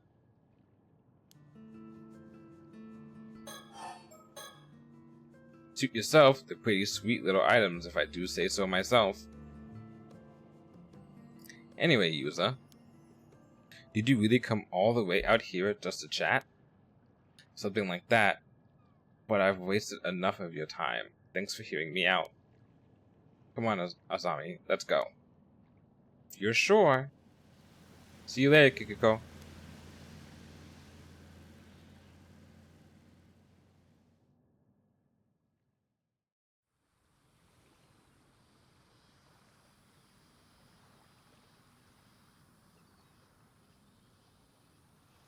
Right, I know we just got back. But there's no time to waste. We've got to track down and collect all the Kamishima Maru mirrors Kikiko handed out as soon as possible. Huh? Why? If I'm right, those mirrors are actually the targets of the curse. No way, seriously? Still, man, all this curse business is a bit much. Look, given what people think of me, I'd have a hard time handling this on my own. I'm gonna need your help, Azumi. I guess we'll just have to try and convince everyone that mirrors are defective or something. But we'd better not let Kikiko find out what we're up to. User. I want to believe you and like nothing more than to help you out. But before I lift a finger, there's something I've got to know. Alright? See, I've got a pretty good idea what made you change out of the blue like this. You do? When you were diving before, you came face to face with a Tomokazuki. Something happened, right? You haven't been the same since then. And come to think of it, there we go. Does this have anything to do with your search for a mermaid? You're right. I should have told you the full story to begin with. I've been in such a rush, I got a hold of myself. You're right. Something did happen to me, and I'll tell you all about it right now if you want to hear. I'm all ears. First of all, tracking down a mermaid is still my end goal. That hasn't changed. At least something's still the same. What I'm trying to do right now started when I found out about the danger Kamishima is in. And I realized I had to do something to prevent it. Are you with me so far? Sure, if I knew the island was in danger, I'd want to protect it too. But how did you find out about that anyway? Earlier you said you saw the future. Was it Tomokazuki, his old self from the... I can't see the story chart. From the bad timeline coming to warn him? When did that happen? It was when I encountered the Tomokazuki. Once again, I just say something and they just confirm it like right afterwards. The moment our hands touched, everything went dark and then the future unfolded before me. Huh, so it's kind of like a vision from the Tomokazuki. A warning? That's exactly what it felt like. A stream of images filled my mind all at once, together with a rush of understanding. It's like they were imprinted into my memory. I don't know how it works. But I believe what I saw. I know what's going to happen here on Kamishima if I don't do something to change it. So that's what started all this, huh? User, did you know there was a Tomokazuki here? Is that why you picked that spot to dive? No, it's like I told you. I was hoping to find a clue there since that's the spot where I counted a mermaid once before. I never would have dreamed that I ended up seeing a vision of a tragedy like that. For all I know, this might have nothing to do with mermaids at all. But now that I think about it, I can't just forget it, can I? Of course not. And now that I know the full story, you can count on my help too. So seeing as Kikoko is the culprit, I'm guessing we need to collect those hand mirrors to save everyone? Yeah, but she's not the only threat. There's more to this. More? There are actually 2 calamities on the horizon for Kamishima today. 2? You gotta be kidding me. The first is the massacre caused by Kikuko's curse, and the second is the curse of the raging waves, which has been brewing up in a violent storm in the past 400 years. It's going to hit the island tonight. We need the Tama Tobacco, which the foreigners have. We need the hand mirror, which, if I'm correct, I'm pretty sure that Sato has now. If my memory is correct. Yeah, Sato has the hand mirror. Because she would have gotten it from the grandma, unless we intercept it and get it from the grandma before Sato gets it. And then we need someone of the lineage, which we have with him. Now that you've lost me again, I can't keep up. For starters, why is this all happening on the same day? I don't know, I get the feeling it's just an unfortunate coincidence. And there would have been nothing we can do about it either, but since I've been forewarned, I have a chance to prevent it. I'll explain the rest on the way. There's no time to lose. We have to track down every last one of those mirrors.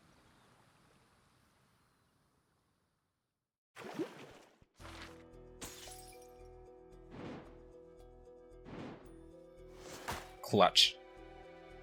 Now we're in the new timeline. Oh, and look at this. There's a thing down here that we may get that unlocks.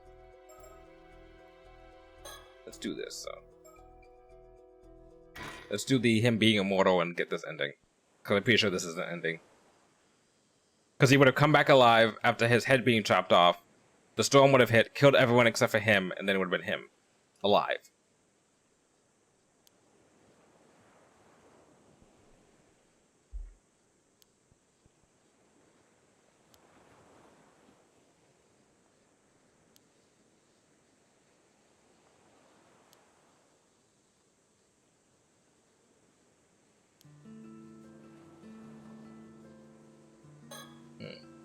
Comes back alive. Well, this kind of sucks now. Both him and Sato.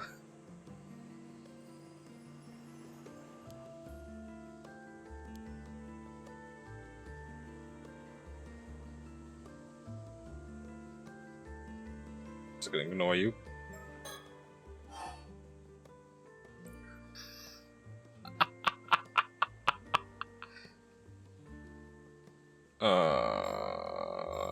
That's a lot of information. Okay, let's go down the list. Since these are thoughts, I'm not reading these out loud. Have fun? Yeah.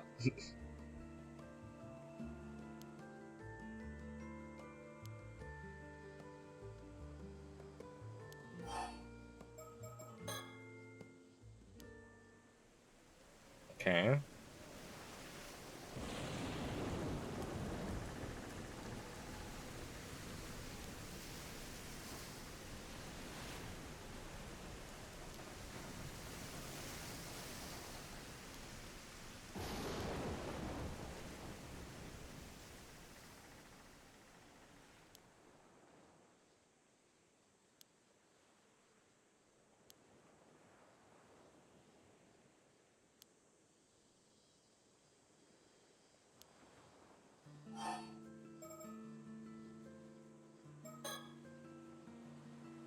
Okay.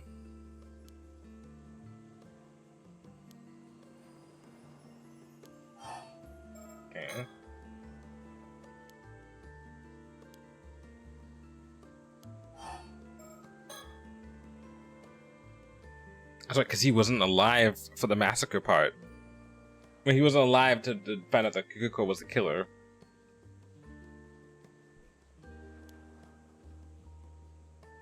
Wait. If he wasn't alive to determine if Kikuko was the killer, how does he know that Kikuko was the killer in the past? / present? I guess in the present past, if this is the future.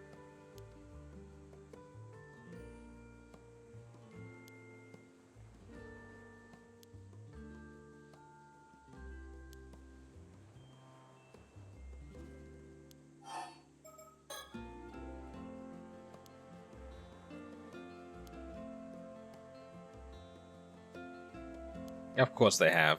I think he figured it out, then his head got removed from his body. But he's saying as if he didn't know about it right now. Because the culprit behind the massacre, he's like, what happened to the culprit?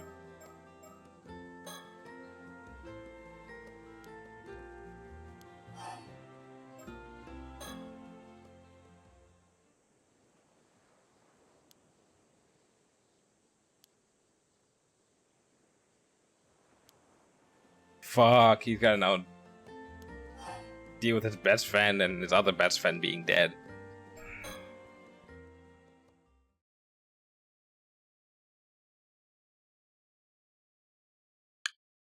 What? How would you...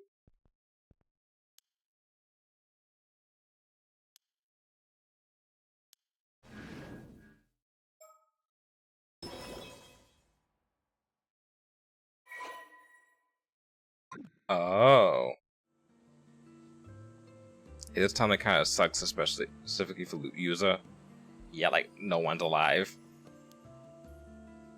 And I have a bad feeling about the fact that I feel like these two behind me know that I'm an 800-year immortal, and they just talked about the fact that...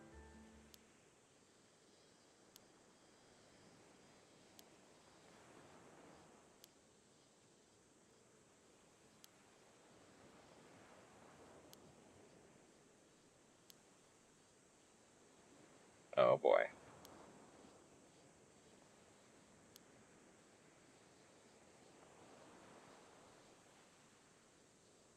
Stuffed away in a cell, never to be seen again.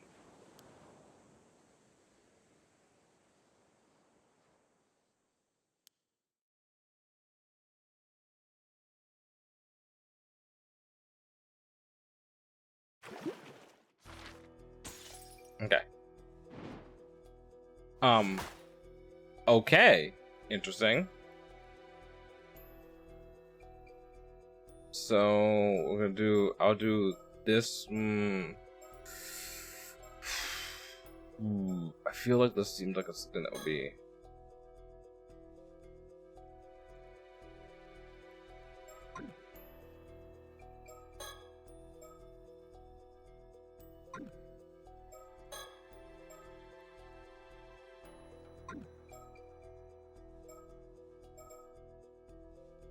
This is the bad end. This is the good end, which leads to this. Possibly. Let's do this now. Because I got it. And then we'll go back to the other people.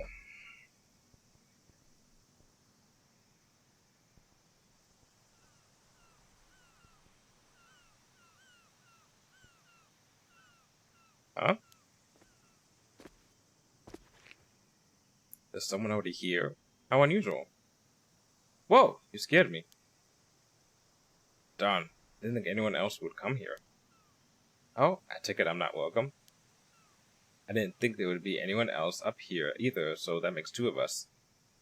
So, who are you? I'm Yuzo Minakuchi. I recently moved back from Kamishima. I am back to Kamishima. Ah. So you're that old friend of Tsukasa's, was it? Yep, I don't think we've spoken before. You're Sato Shiranami, right? Mr. Wakamura's relative? Nice to meet you. Wait, how do you know who I am? That's kind of creepy. You're pretty much the talk of the town. I'm sure almost everyone here knows who you are. Is that so? Rather not stand out. It's a small island. Word spreads quick about who comes and goes. Sorry, but could you leave me be? I don't feel like talking to anyone. I see. Well, I just came here to enjoy the view alone. I'll just be over here looking at the sea, so I won't be a bother. That work for you? Fine.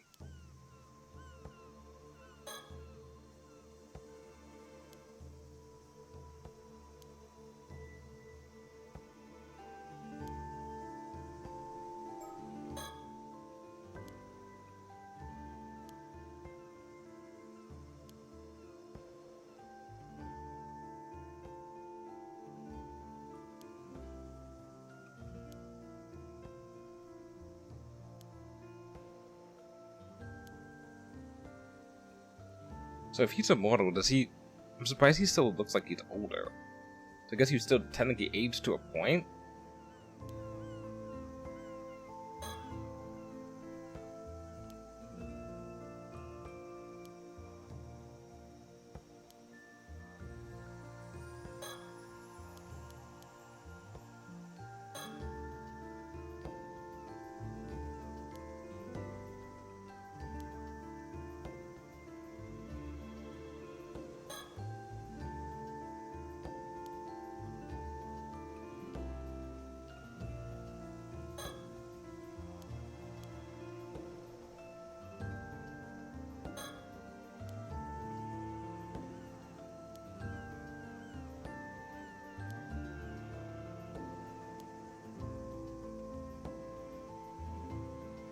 I'm sheltered, princess. Ha ha.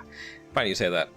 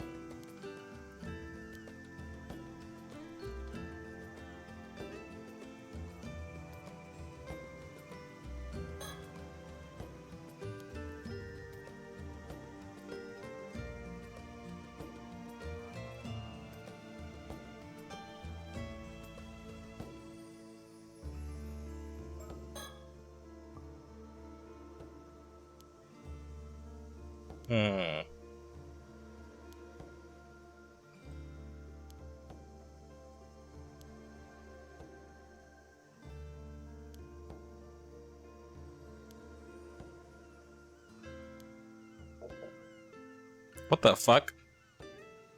There's something dropped somewhere in this apartment or something, but I don't know where. That was loud as hell.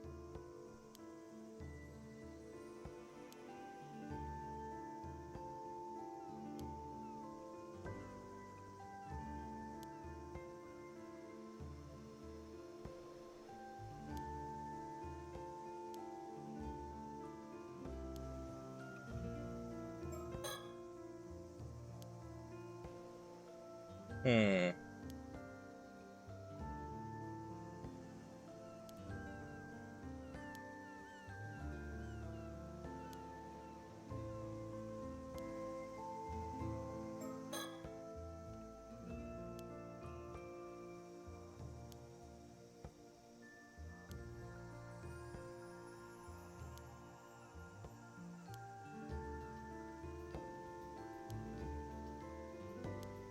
Hmm.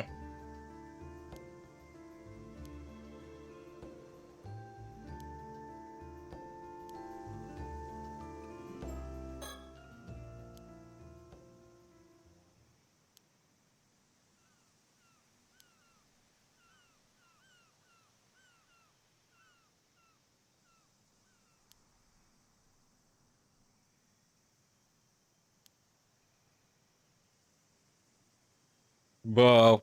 Whoa. Whoa, it's a little dark there.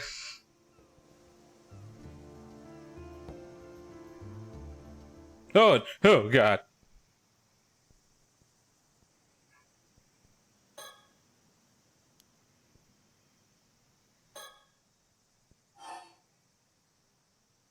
Love seeing that moment in every playthrough I watch. Then I turn around like, oh shit.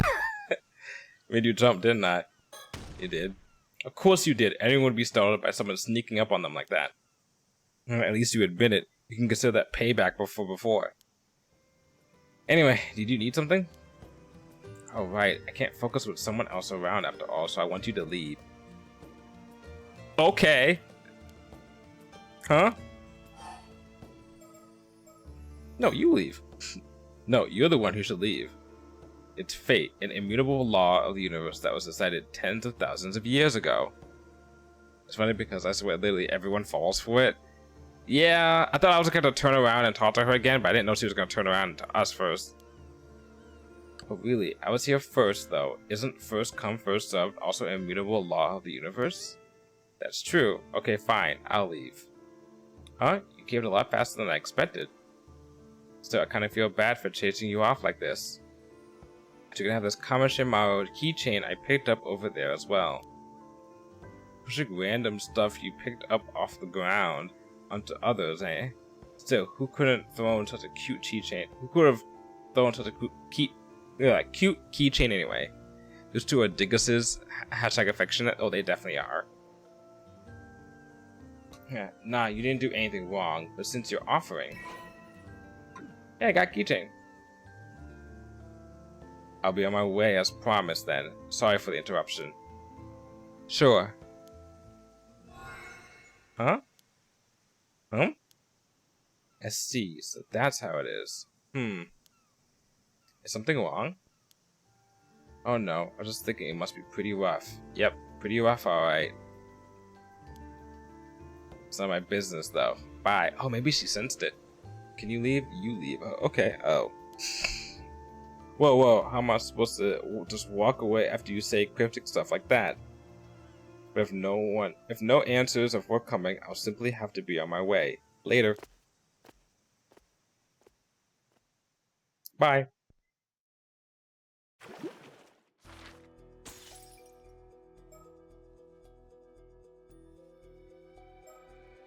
Okay, let's go back to... Let's go down this way.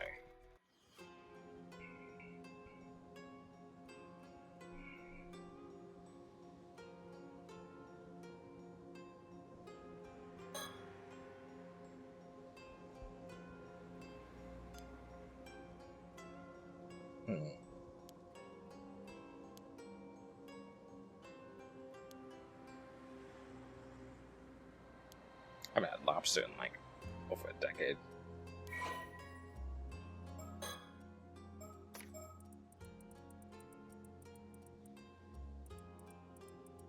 Is that the last culture society thing? Damn. This looks like the bridge from Fate Stay Night. Very particular reference, but it does.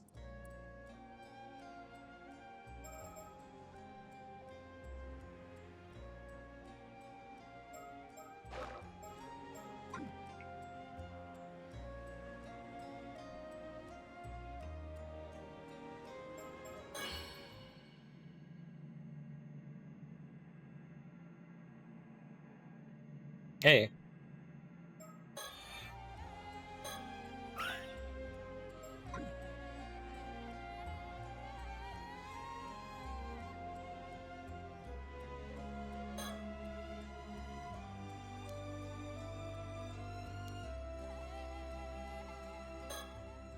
Now then, as much as I'd like to relax and enjoy our surroundings, shall we take this chance to review the current situation and talk about our next move?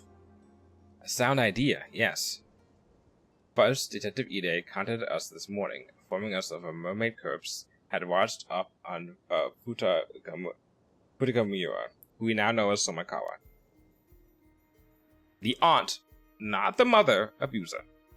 However, when we went to investigate, we discovered the corpse was in fact that of Miss Sumakawa, whose whereabouts we were looking into.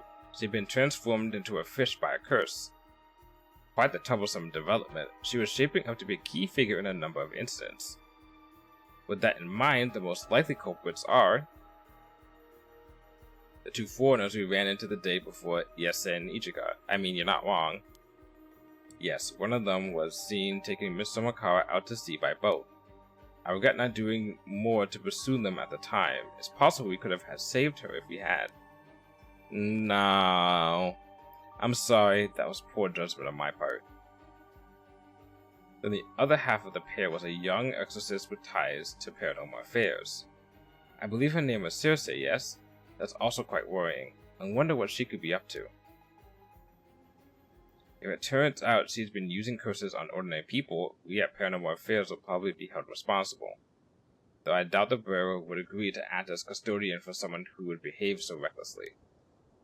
I do believe some matter of circumstances are at hand, yes.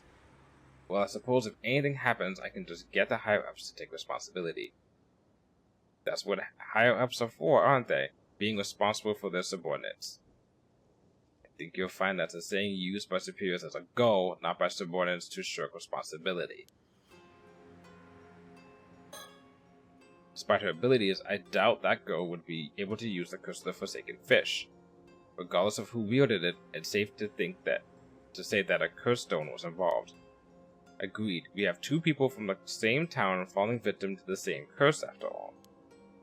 I think it's reasonable to assume that this was due to overzealous use of a curse stone. Incorrect! Yes, the first victim was Tamako Suma, who succumbed to the curse 2 days ago. The second was Miss Somakawa from yesterday. The state they were found in hasn't been publicly disclosed, so they're still being officially treated as missing. Still, a curse stone housing the Curse of the Forsaken Fish, eh? Something wrong? The Curse of the Forsaken Fish is one of the curses mermaids can use, you see. For it to have become a curse stone, the mermaid in question must have experienced overwhelming resentment. Example might be if they were killed while bearing a powerful grudge against someone. That sounds like it would have been a rare event indeed. Why did I get the feeling that there was a mermaid who died like that, though? Hayase. Was her name Hayase?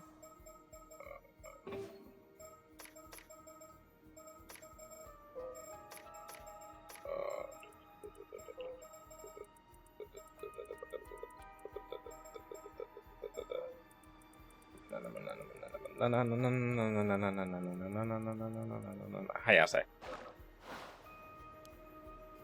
Who was it? It feels the names on the tip of my tongue. Could it be a memory from that time? Though I imagine many of your older memories have faded by now. I have to try and remember. Ah, see? Remember the old memories? I wonder what you're talking about. What was the name of the mermaid who died while harboring strong feelings of resentment? Hayase. That's right, her name was Hayase. Can't believe it. I completely forgotten, but it just suddenly popped into my head. Oh, so there was a mermaid who died like that, was there? There was. I finally remembered. One of the mermaids who lived near Taishima 400 years ago was called Hayase. She was captured during the invasion of Taishima and died after being brutally tortured. This is the first I've heard of mermaids living near Taishima. Oh right, your ancestor, Harakage Tsuchimikado, must have left them out of his records.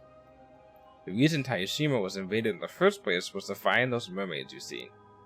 I see, I was unaware of the exact reason for the invasion.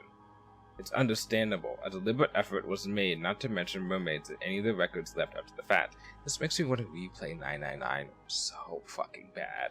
Oh god, I should do that. I should just, like, stop procrastinating from beating Zero Time Dilemma and just go through and beat 999, the Virtual Dust Reward, and then, well, rebeat them, and then beat Zero Time Dilemma, even though I'd heard it's, like, not ass, but, like, not as good as the other two. I suppose hiding the map inside a mermaid mummy was intended to be a metaphor of sorts? I can't believe I forgot something so important. But if the curse stone is related to what happened on Taishima 400 years ago, it likely has some link to the Curse of the Raging Waves as well. If we can view the memories contained in it, we might be able to learn more about the Curse of the Raging Waves. Ah! I wonder, could the keepsake Harakage left behind using the map have been the curse stone housing the Curse of the Forsaken Fish? I see. That's certainly a possibility. In that case, it's not unthinkable someone might have gotten a hold of it recently, and there's a high chance that it was those two foreigners. Alright, we've narrowed down our focus. It seems a change of priorities is needed. Let's find the curse stone for the Curse of the Forsaken Fish as soon as possible. That should be the most efficient course of action, I think. Agreed. Have you touched the Somnium File games yet? I tried out the first one, and then I got a bad ending, and then immediately right after that, I got a good ending. Right after that, the next time I played, I got a good ending, and then I was just like, I don't feel like going through all this mess to get a bad ending, and I just dropped it. I think eventually I'm gonna go back and play through those. I'm not sure if I'm gonna make that a stream game, because that was a game I was playing years ago on my Switch, I think. But we'll see. Okay. It's looking increasingly likely that the pair of foreigners has the curse stone. Yes, we did go to Ichika to see if we could find any leads on where they could have headed. Unfortunately, we weren't able to find anything promising. I wonder where they could have gone. We also still don't know why they approached Miss Somikawa. Could they be after the mermaid's relic? If I'm not mistaken, that girl Cersei did mention the relic. Were they looking to take it for themselves? But where would they have headed afterward? Kamishima. Kamishima! That's where they are!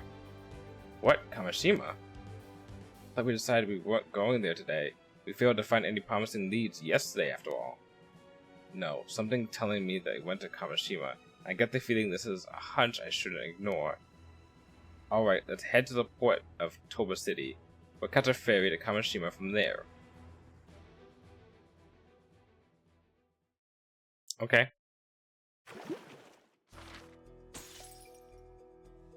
Now I have to go to this one.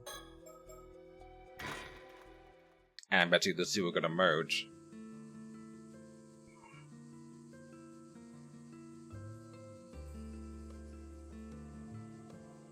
Well, so much for that. Even after everything we went through, we've got nothing to show for it. It's almost astounding how little we've managed to learn. Like some reverse miracle. Oh please, you learn like the most out of everyone so far. Worse, I think rumors spread and now everyone is avoiding us. This is a pickle. I can't even bring up mermaids without the islanders looking at me like some odd foreigner who's lost his marbles. And for some reason, mentioning Mari Minakuchi makes things even worse. Yeah, we know. Do people hate her or something? Just hearing her name makes them recoil with undisguised, can I read? Undisguised disgust. Yes, I noticed that too. Though your way of asking probably doesn't help much. But how about we take a break from investigating and go a little sightseeing instead? Seems like there's a shrine and a lighthouse around here, so we might as well drop by. Count me in. To be honest, the way people are treating us has started to bum me out. Maybe heading to the lighthouse to unwind a bit wouldn't be a bad idea. Go to the jetty? No, we must go to the jetty, and that's that. See, now we're influencing. It wasn't clear before. It was clear before, but now we're seeing it more. We are influencing the story. Now we're just like, no. You guys, you gotta do this. Don't scare me like that. What's gotten into you all of a sudden? The waves of my yearning soul keep crashing up against my chest, insisting I seek out the shore. Right, sure, the usual then. Well then, off we go.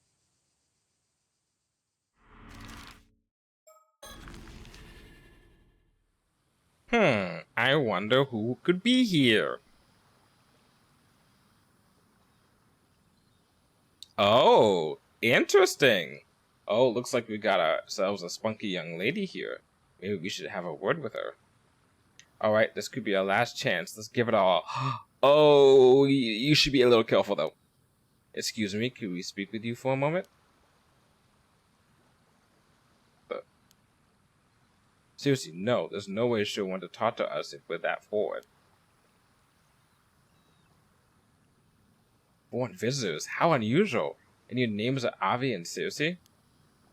Welcome to Kamishima. My name is Kikuko. I'm an armor diver.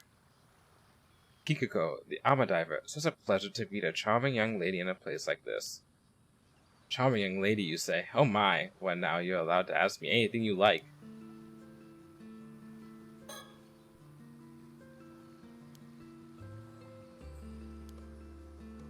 What a nice lady.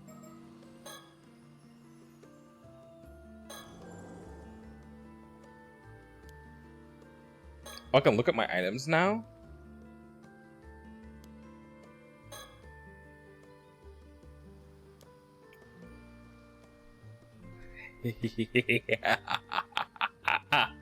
I'm seeing where we're going.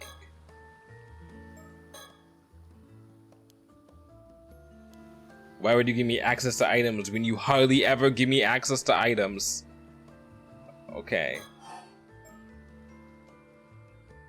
Okay, let's start that. We'll go down the list. This may be a bit out of nowhere, but you don't happen to know anything about mermaids, do you? Huh? Mermaids? Oh, so do you know something? When you say mermaids, you mean mermaids, right?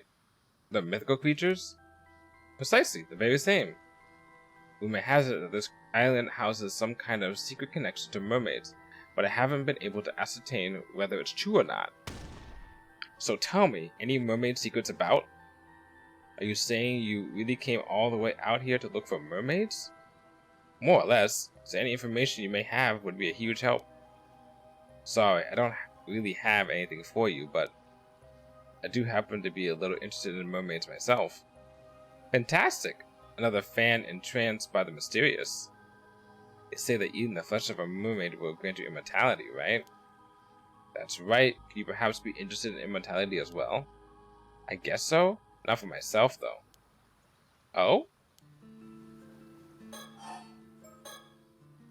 So you mentioned that this island has some sort of connection to mermaids. More than a little interested, are you? Heh. Well, in fact, right here in Issei Bay, there used to be... blah blah blah blah blah blah.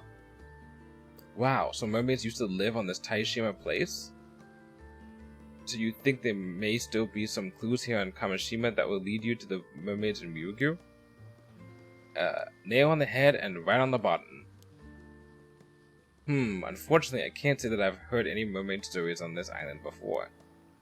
A pity. So you're an active ama diver then. Are there many young divers these days? Not really. The younger generation doesn't really go for diving anymore. It just makes more sense to pursue higher education.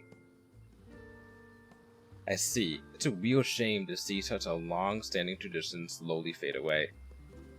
Well, it is quite dangerous after all. Can't really blame him for choosing safer options.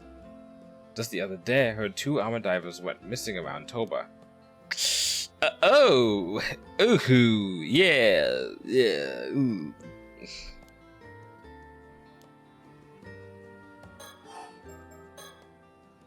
Speaking of ama divers, I heard ama divers have a legend that if you go diving around here, there's a chance that Tomokazuki might emerge from the depths.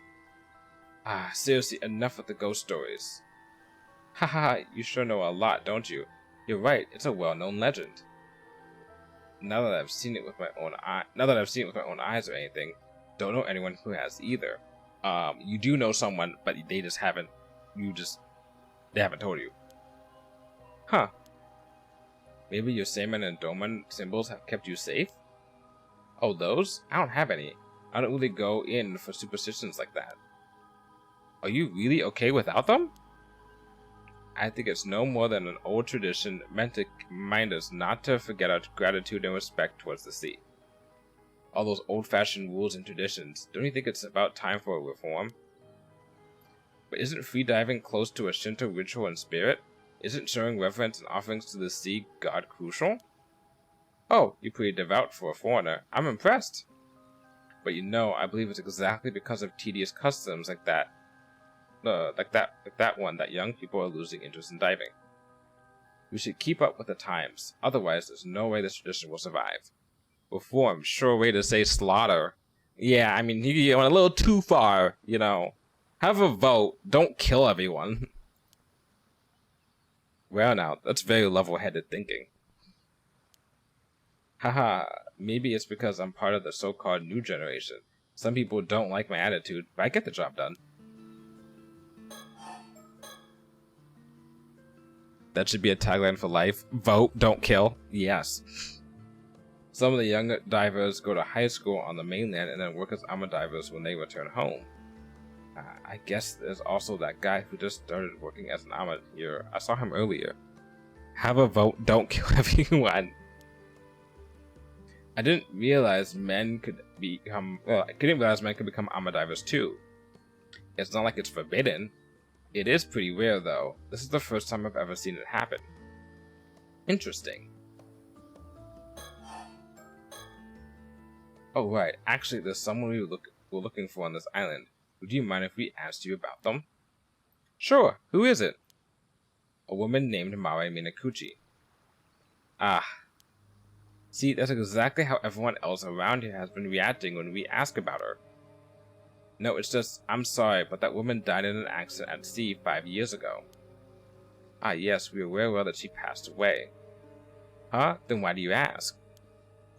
Did she leave anything behind? Or was there perhaps someone who was close to her? Anything like that? Sorry, I've got no idea. Nobody on this island really knew her. Although her son has just returned to the island. Actually, the guy I was talking about earlier, the new ama diver, that's her son. Her son, you say? Now it's getting interesting. We'd certainly like to meet him. Do you know where he is? Sorry, no idea. But he's got to be somewhere around the island. His name is Yuza Minakuchi. I'll give you his home address. You might find him there. Wow, thank you. This is invaluable information. By the way, you wouldn't happen to know why everyone is frantically dodging our questions about Mare Minakuchi, would you? Was she such a terrible person? It's something people don't really like to talk about. She didn't fit in much with the other islanders. No one knew much about her either. Why are you so interested in her anyway? Well, this is kind of a secret, but it seems that Mari Minoguchi had some sort of connection to the mermaids. Huh? You don't say! I see. So that's why... Oh, did you remember something? Not really. It's just that I always thought she was a little off. Almost as though she wasn't actually human.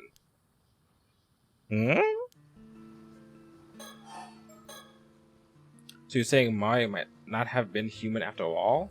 That she was actually a mermaid? Huh? No way. I was just joking. She was kind of weird, sure, but a mermaid? That's a bit far-fetched, don't you think? Right. Okay.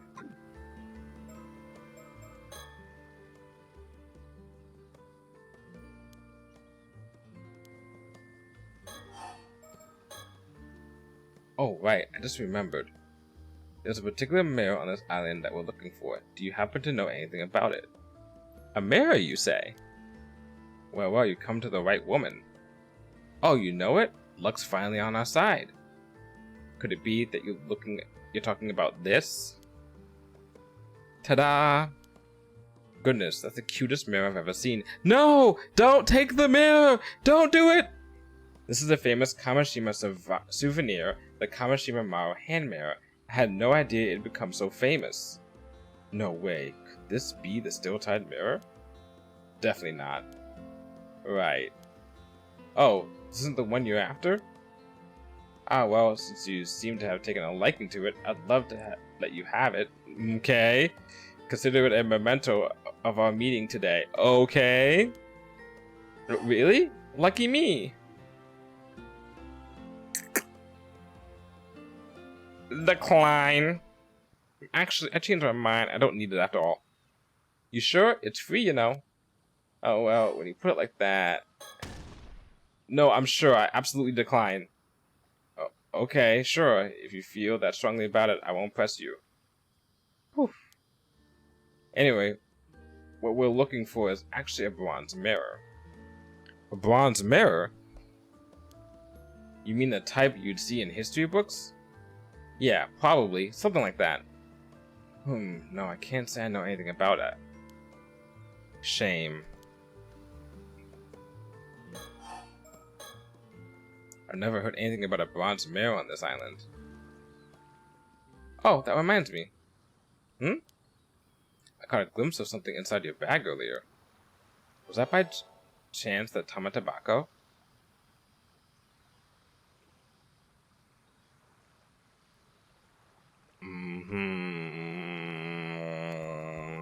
What? So I just happened to notice. And judging by your reaction, I'd say I'm right. Damn it, I didn't think it'd be that noticeable. A glimpse alone shouldn't have given away that it was the tobacco. My initial guess was just a bluff, but Ava's reaction confirmed it. God damn it, you... Oh! Seriously, I'm sorry. Oh, she's switching to her business mode. Kikuko, why the interest in the tobacco? It's some kind of ancient mermaid treasure, right? My, you're well informed. Would you be willing to hand it over to me? I'll make sure it's worth your while. Huh? You see, I know someone who's ridiculously rich and in search of eternal life. They'd be willing to pay a small fortune for that thing. They'll offer the kind of money you'd probably only get to see once in a lifetime. So, what do you say?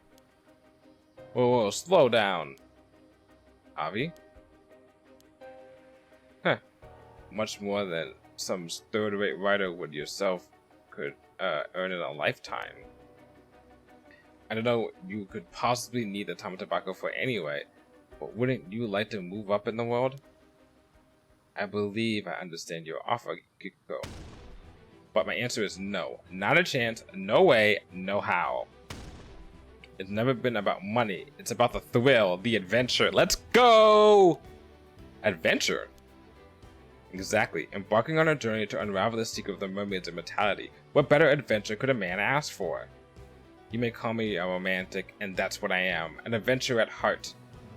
You've totally lost me. You're throwing this chance away for some childish adventure?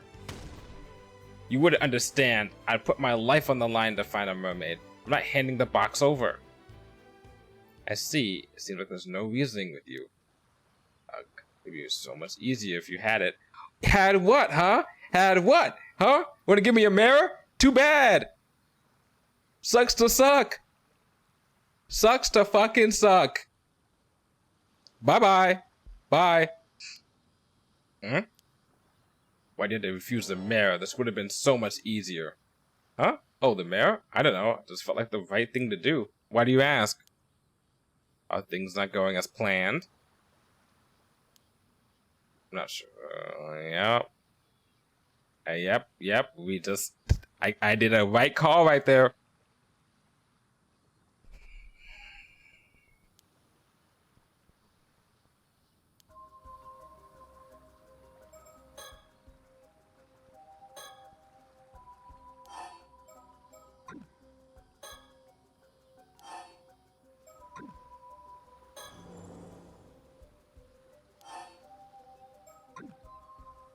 Oh.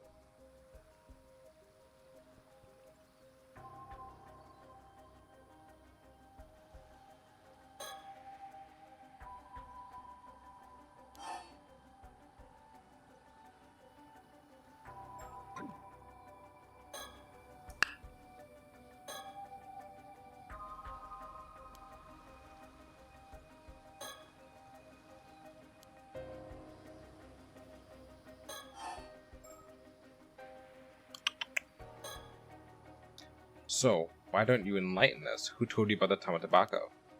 Who knows? Think you'll get it out of me with that attitude?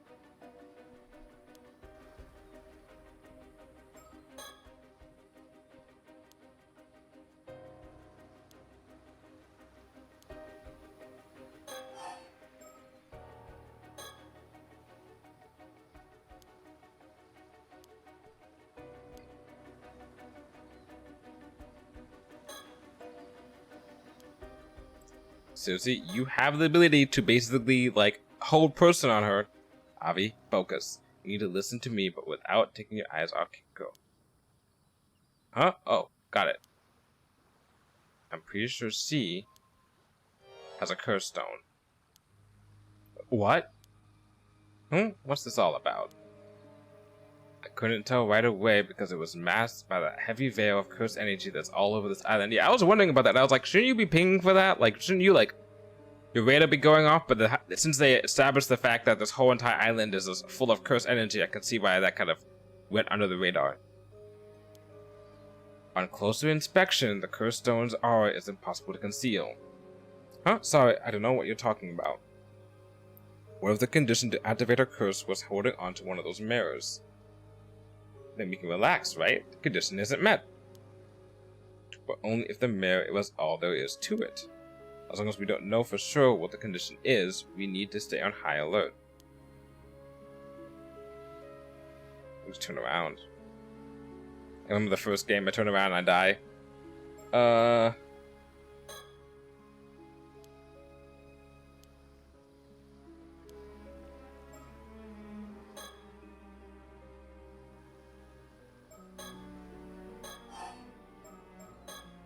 Hey, Kikuko, I'm gonna let you in on a little secret.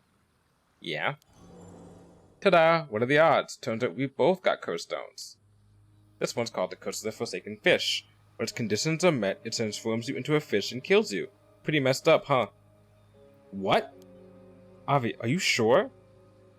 You were planning to use your code stone on us to steal the Tama Tobacco, weren't you? But your code stone requires us to have one of those hand mirrors, am I right? On the other hand, I can use my curse on you whenever I so please. Incorrect. You're bluffing. Your curse stone must have a condition too. Yeah, who's to say it hasn't already been met? Now, cease your seeming and tell us what you know. Now, this is the Paranormasight I know.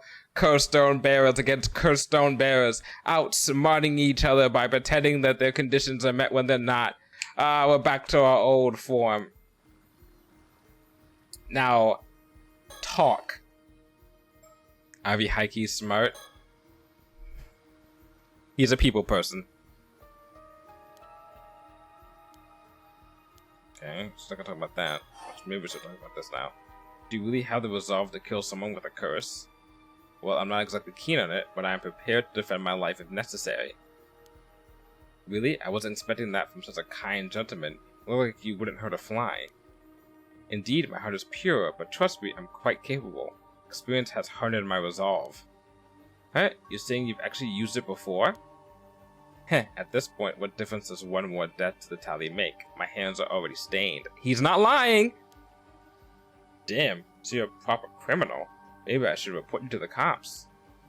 Be my guest. I wonder which is faster, my curse or your phone call. What about you, lady friend? Well, are you okay with this? I'm afraid there's no restraining Avi. I've pretty much given up on him at this point. So it would be great if you could just give up and hand over the curse stone. What the fuck is this? You guys are absolutely insane. Is that the first curse word in this game? Come on. First F-bomb? Oh, come on now. I think we can agree that we both have our issues.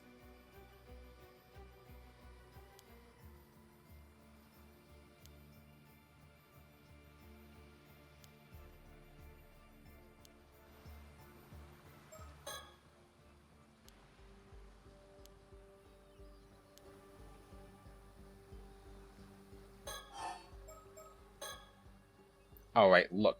Seems like you're just as dead set on the Tom Tobacco as I am. This standoff won't get us anywhere.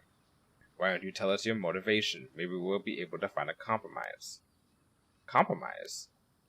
Say, for example, if granting your wish were to stir the spirit of the adventure within me, I cannot hand over the Tom Tobacco, but perhaps I'd be willing to let you borrow its power of immortality. I've got no romantic tale for you. I told you, I just want to get that rich person what he's looking for so he can see how important I am to him. That's all there is to it.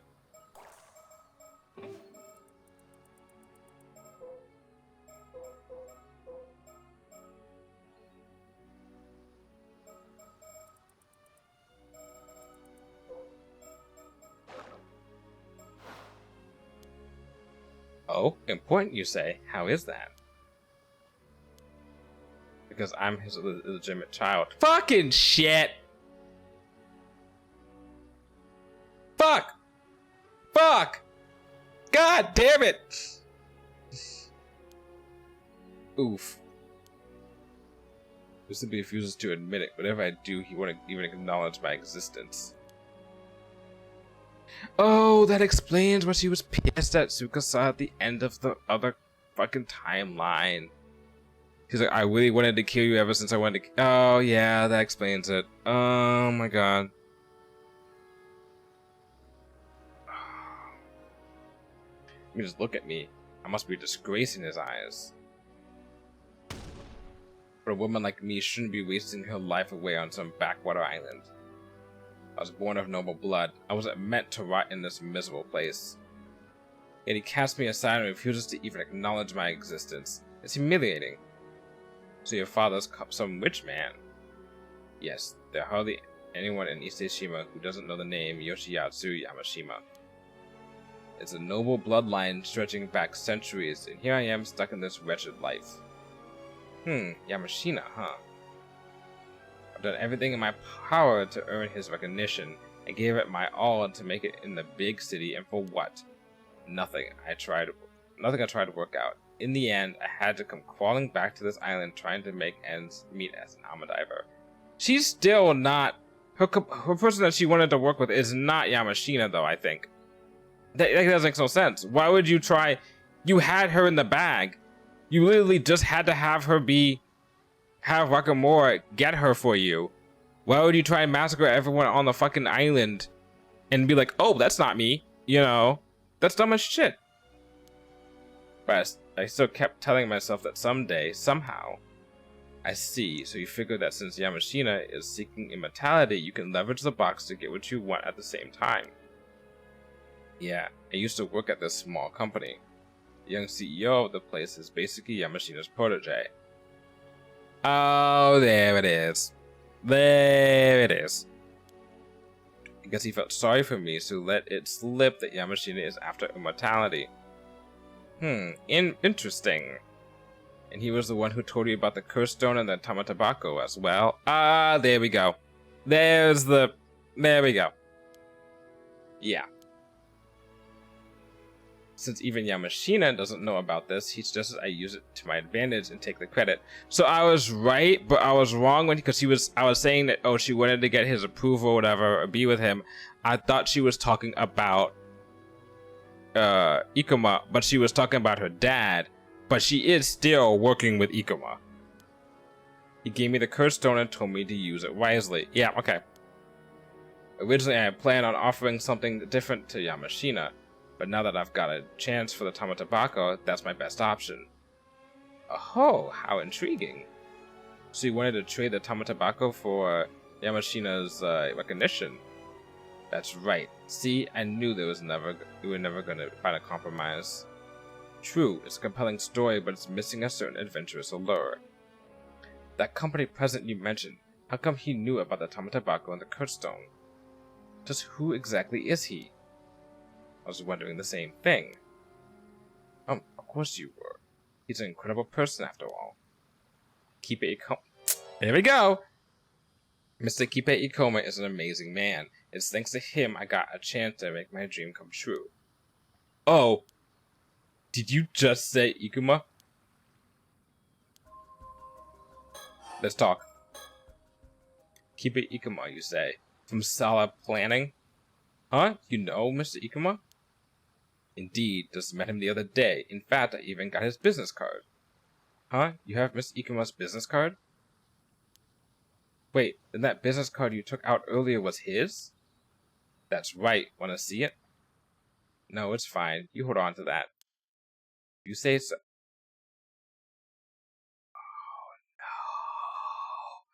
No! No, it's not just the hand mirrors! Fuck! Fuck! I should have got rid of the card! Huh? What? A curse echo?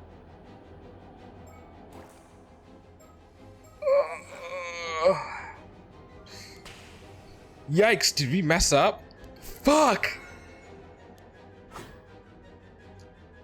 Hagasteria, guide his path, and with thy merciful hand protect him. Why? You have Mr. Ikuma's business card. The conditions should have been met, so why? Yikes, I thought I was done for. You were. I'm sorry, all I can do is delay the curse. Can't dispel it. It's gonna take effort in about 1 minute, so you need to do something before then. Huh? Like what? A curse is spelled by eliminating its caster. What comes next is up to you. What? Eliminate? Why do I have to keep doing this? No, god damn it. Oh, damn it, I refuse to die here. I thought it'd give me the option to throw away the card. What? What's with you? Ah! See if under the water. It's now or never. There's no time to waste. You can climb back out any second. It's no good. I can't bring myself to do it. So I can't hold it any longer. Okay, I'll let myself die.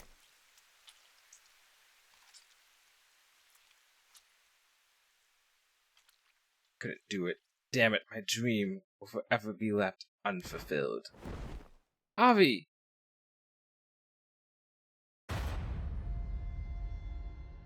Fuck yeah, I got a game over.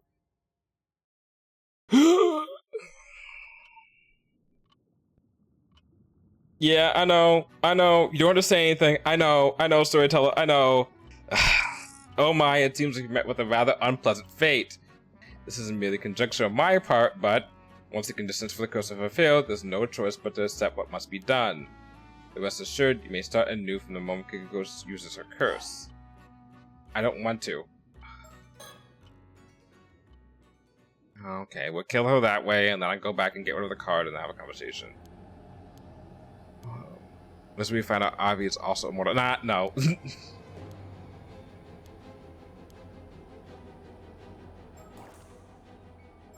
no option for items.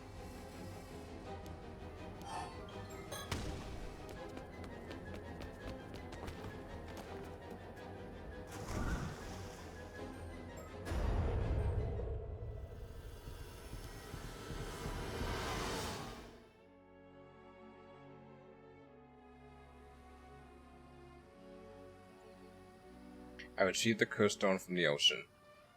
Are you alright, Avi? I barely made it out alive, but I can't say I feel particularly good about it. So I had come to this. No turning back now, it seems. This is what happens when you deal with curses. They might turn back on you at any moment. You should be prepared for that. Understood. So what about the curse stone? What's it like? Yeah, about that. Huh? A bronze mirror? That's right, a palm-sized bronze-handed mirror. Wait, don't tell me the steel-type mirror was actually a curse stone all along. The curse stone's resentful memory doesn't seem to indicate anything like that. So this curse stone had a resentful memory too, eh? What did you learn? There's so much more information, it's hard to make sense of it. Wait. I thought Suyu had the mirror. Here, take a look for yourself. Don't just toss it like that. It's a curse stone, not a baseball. So you're not gonna look? Of course I am. Let's see. Whoa, so this is the real deal? Oh, a mermaid. There's a mermaid on it. Oh, we have to talk about Tomoshige.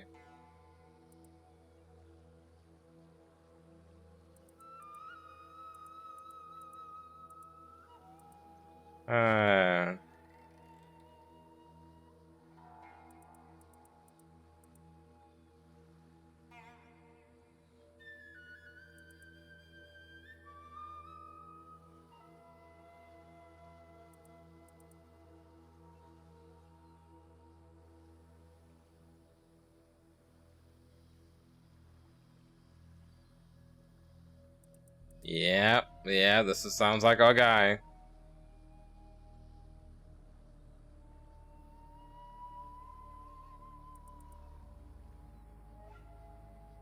Oh, wait. A pair of bronze hand mirrors. Oh. Okay. I wonder if that's why the incident happened, because she didn't have both mirrors or some shit.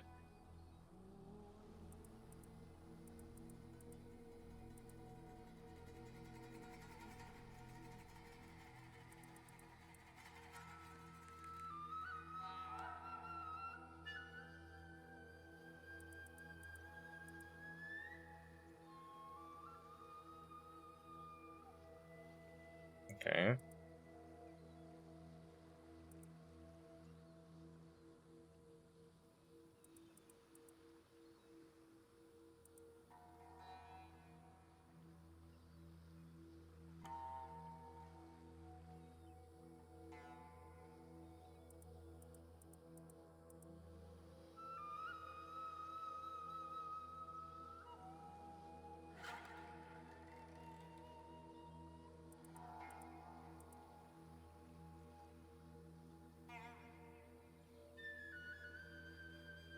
Oh, so they met a mermaid. Okay.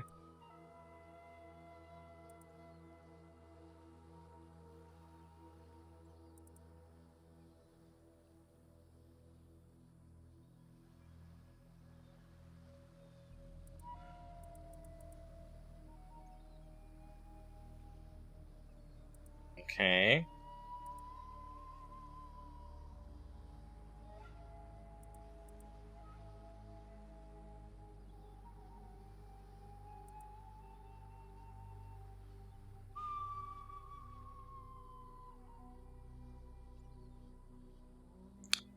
Consumed by bitter regret of the failure to restore his clan, he dwelled to the full brunt of his resentment towards his powerful siblings and sank beneath the waves, cursing his enemies and clinging to his vindictive hatred until the very end. And you're telling me that Mr. fucking Ikamura just happens to have this curse specifically that he gave to Kikuko? Yeah, okay. Specific symbol as its target. Okay. So this is the curse of the Taira no Tomashiga that grew over 800 long years. Taira no Tomashiga never heard of him. He was exactly what you call a historically important figure even within the Hyuga. It seems he sought out the mermaid's power of immortality to restore the Hyuga, but his pursuit ended in failure. That resentment that must have dwelled within Tomashiga's bronze mirror, eventually turning it into a curse stone. Most likely. Oh, it's this symbol! That was on the map. Then the symbol on the hand mirror and the business card with a true cursed target. So that's what it was. If only we realized it sooner. Well, that's what's done is done. Don't be too hard on it. And yourself. Kikuko mentioned she got her curse stone from Ikoma, right? Ikoma. Exactly. To think that slippery snake was sneaky enough to put the curse markers on his own business cards. That Ikoma guy is seriously dangerous. That was way too close. Good thing we were cautious, especially since it seems he's after the Tama Tobacco too. Yeah, it seems like working without him turned out to be the right call. Although he may go suspicious if he can't contact Kikuko anymore. Considering he's after the Tama Tobacco, there's a chance he might still chase after us. We need to keep our guard up. I think it's safe to assume he already knows about Miss Somakara and the Tama Tobacco. I do wonder why he told us to go after this for the still. I do wonder why he told us to go look for the still-time mirror too. Well, it's not this mirror, and we've got no reason to follow his orders anyway. I'd rather try and find out more about the mermaid as soon as possible. You're right, we didn't learn anything from Kikuko. Looks like we've got no choice but to continue our investigation of the island. Shall we?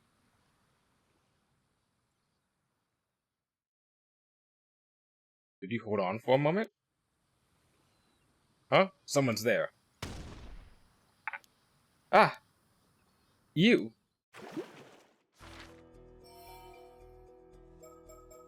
Okay, we're gonna try something. Resume.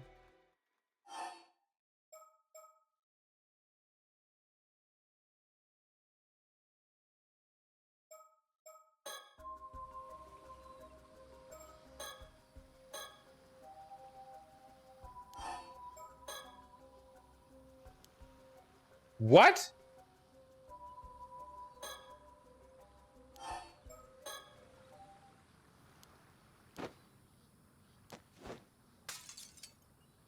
What? What?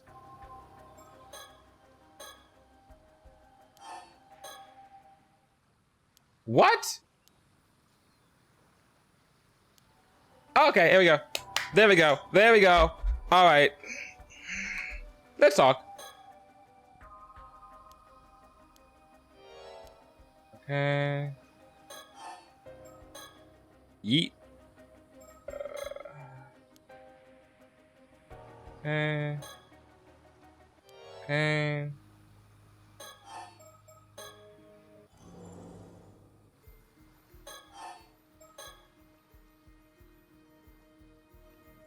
Okay.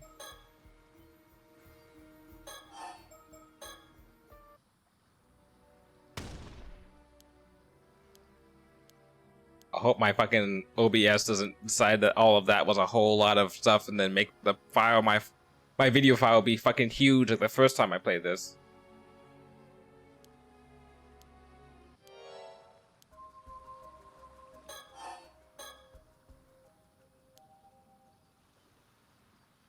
Okay, come back, go back a second. You have Mr. Ikumo's business card?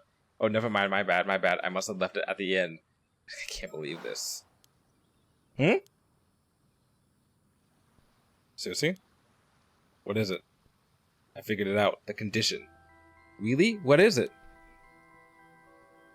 It was hidden on the hand mirror all along. The symbol. See that symbol over there? I just couldn't shake the feeling I'd seen it before.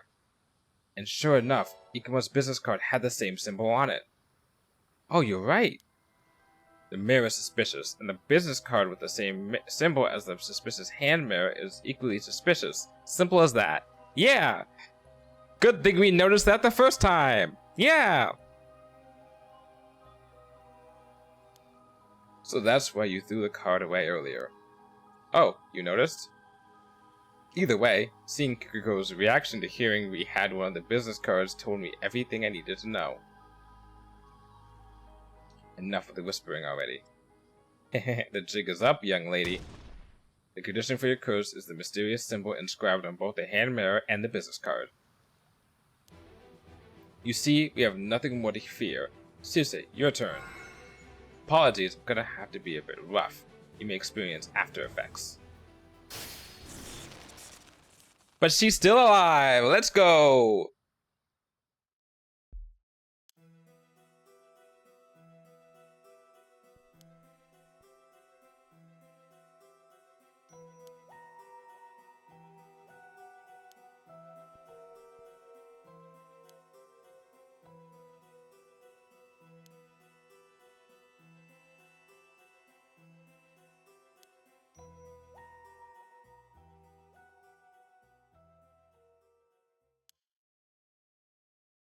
Yay!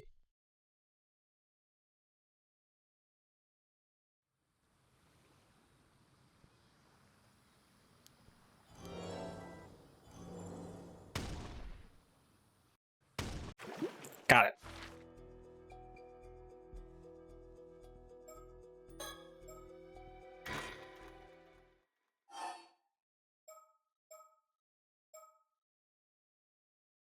Interesting. Interesting. So there's another option here? Interesting.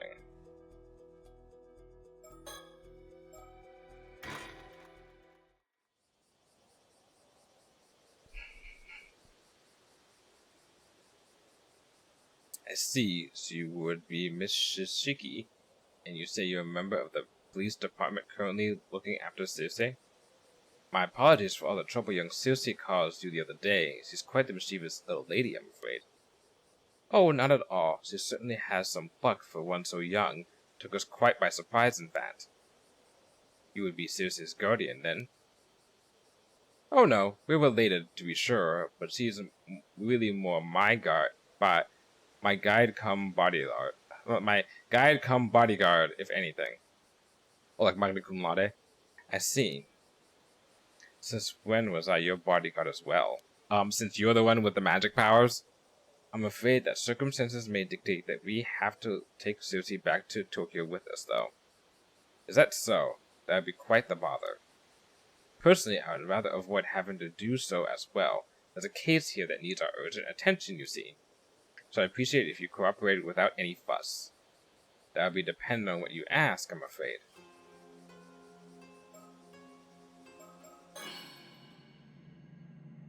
Interesting. Nothing's reacting? Okay, that's fine. My eyes looked at the sun. Oh, hold on. We're taking that. Okay.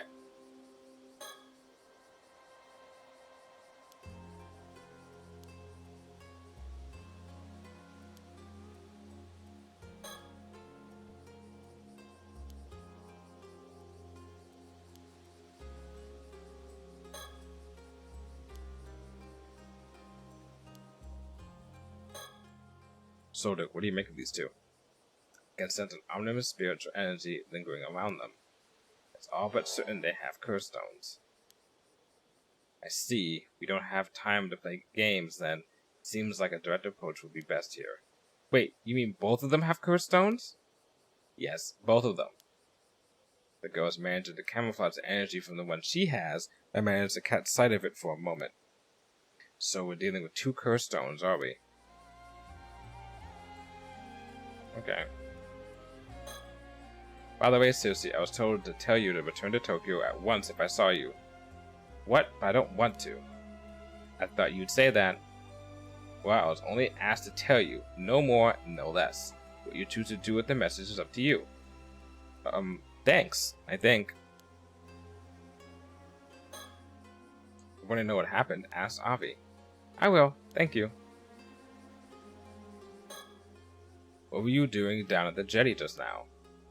Oh, so you didn't see anything that happened before that then? Would it be inconvenient for you if we had? Nonsense! My hands are as clean as my conscience. Not a spot in sight, I assure you. Bullshit? Kind of? Somewhat in a sense? Never mind that now. We don't have the time. There are several things we want to ask you. Oh, and what would those be? First, I think we should talk about the incident this morning. Miss Somakara was discovered washed up on the Futamigawa coast as a corpse, with half her body having been turned into a fish. They said she looked content. She does not look content right here. Well, I'll be to think she would meet such a fate. I'm terribly sorry to hear that. That wouldn't be your doing. This wouldn't be your doing, would it? We have eyewitness reports that you were seen 2 days ago heading out to sea with Miss Somakara by boat.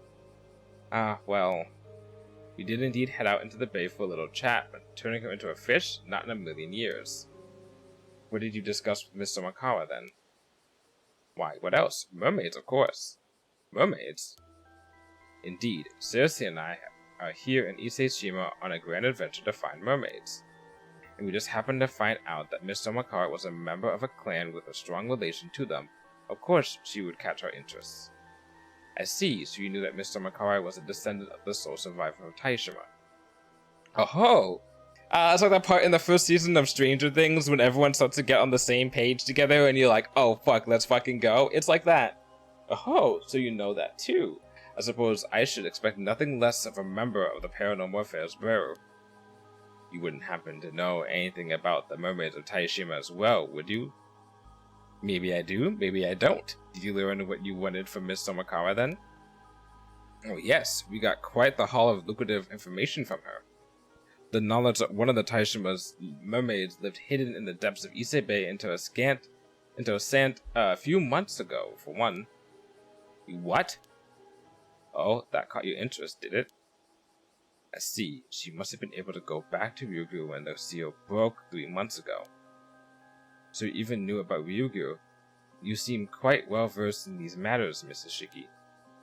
Ha, maybe just a bit. So, now that you've found there are no longer any mermaids to be found here, have you given up looking for them? Hardly. There should be one more mermaid out there somewhere. We're here today to see if we can't glean some hint as to her whereabouts, in fact. It's probably her. Ah, I see, because I mentioned one mermaid may have given up being a mermaid to become a human.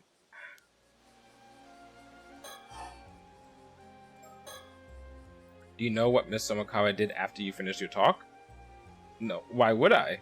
We parted ways immediately after we got back to shore.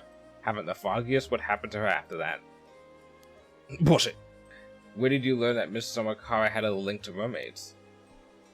I'm very sorry, but it's against my policy to reveal the identity of my informants. Is that so? Do you know what Miss Somakara did after... Oh, one of those, right?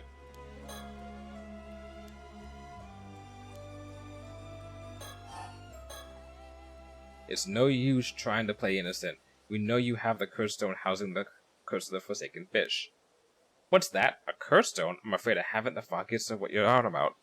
Not technically wrong, he did part ways with her. Yes, that's true.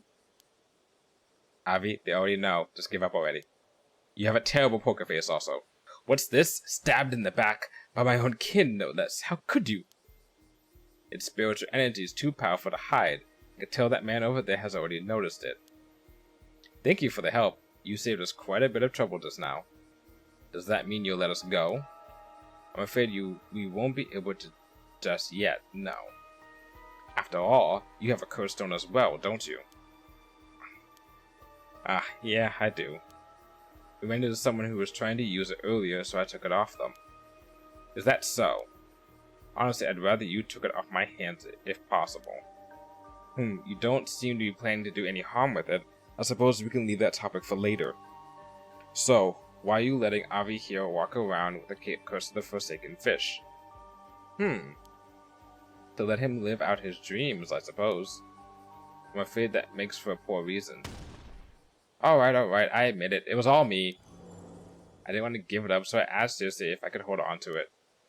I couldn't let it go, not after learning it had such a close link to mermaids. I see. So that is a cursed stone for the curse of the forsaken fish. How did you come into possession of that cursed stone? Well, that would be a bit of a long story. It all started when I found a mermaid mummy left by my great-grandmother in the old family storage back in the States.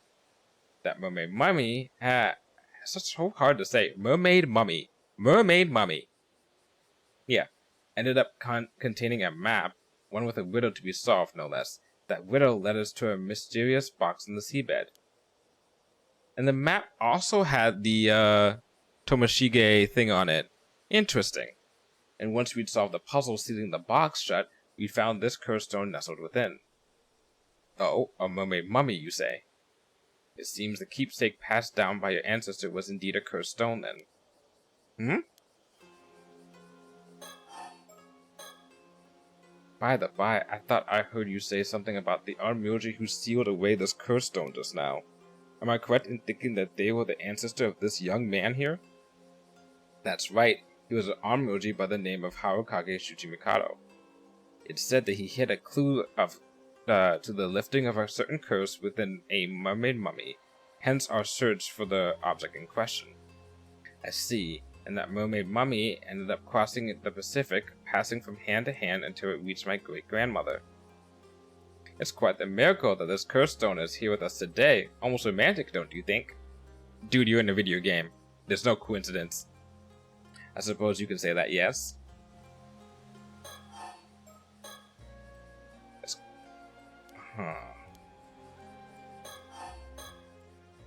There's no doubt that Mr. Makara was transfigured into a fish by the curse of the forsaken fish, and it's looking extremely likely that you have the curse stone that would make that possible. No more excuses, tell us what really happened.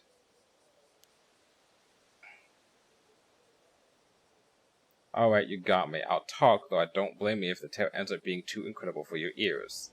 And blah blah blah blah blah blah, this happened. I see, it would seem Mr. Makara had quite the twisted obsession with mermaids. And you sought to grant her wish by using the curse of the forsaken fish, is that right? Correct. I know exactly how it feels, you see, the burning desire to see your dreams realized. And the overwhelming despair upon learning that they can never be, the desperate hope to see even the slightest part of your wish fulfilled at the end. Perhaps that's why I couldn't ignore her wish, the wish to meet her end at the hands of a mermaid's curse. Hearing Mr. Makara fervent plea, and seeing her cast herself into the water like that, I knew this was the ending she wanted for a tale, so I decided to grant it, an elegy for a woman bound by her lineage and consumed by her obsession. I see. I understand where you're coming from. I can't say I don't sympathize with your feelings on the matter. The fact that she entered the water on her own accord must be taken into account. I imagine it would have been made rescuing her quite difficult. Oh, then you're willing to give me a pass, are you? I'm afraid that isn't my decision to make. Once we finish our business on Kamishima, I imagine you'll have to come along with us to the office back in Tokyo. I'll do my best to see if some sort of arrangement can be reached, though. Oh? How kind of you. Good thing I thought to ask. See, everything's hunky-dory! Thank you for telling us what happened with Miss Somakara. As of now, I don't see any reason to doubt your version of events. My thanks. I'll leave the negotiation up to you then. Okay, I think we're done with that. By the way, did you happen to glimpse the resentful memories contained within that curse stone? I did indeed. A veritable deluge of information, and a 400-year-old information at that. Was the way to lift the curse of the raging waves included in that information? It certainly was. Ah! That's it. That's what we've been looking for. I see, so you're searching for the way to lift some curse or other, aye? That's the long and short of it. Will you let us have that curse stone of yours then? It's too dangerous to leave unaddressed as it is, so we can't leave it with you either way. But that just feels so unfair, you know. I was the one who found the map and solved the riddle. Why? The curse stone would still be at the bottom of the sea if it wasn't for me. Bro, be a team player! Bro, please be a team player! It's hardly been cheap running back and forth like this. I don't know if I could just give you something so important for nothing in return. Looking to take advantage of the situation, are we? Yikes. Come on now, dude. Ha, judge me all you want. I'm at the end of my rope here too, you know. So, what is it you're after then? Money? Well, first of all, I'd like you to turn a blind eye to the fact that I use a curse stone. I'd like you to spill the beans on any knowledge you have on mermaids as well. Turning a blind eye might be a bit much, I'm afraid. All I can promise that there's an attempt to reach some sort of a deal. In any case, we don't have time to mess around. I really appreciate it if you could operate without any further fuss. If you don't, we may end up having to get a bit rough. God damn it, we're still fighting. Oh, intimidation is it? If you think your boy's threats scare me, think again. My trusty bodyguard here will... Sorry, but no, I don't feel well, and we're at a disadvantage here anyway. Gah, over before it even began. A wise decision, young lady.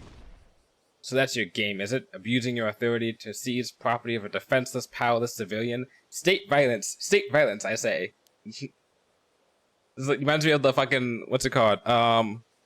What's like a succulent Chinese meal?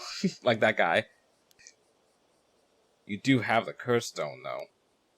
I doubt anyone would object to use of force against an opponent carrying a lethal weapon. What? Seriously?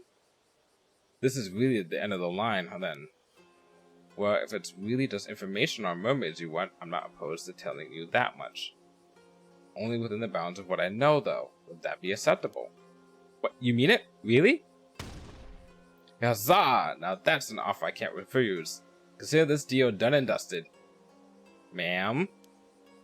Especially if you can get things settled without a fuss. Besides, I don't think it should be a problem now.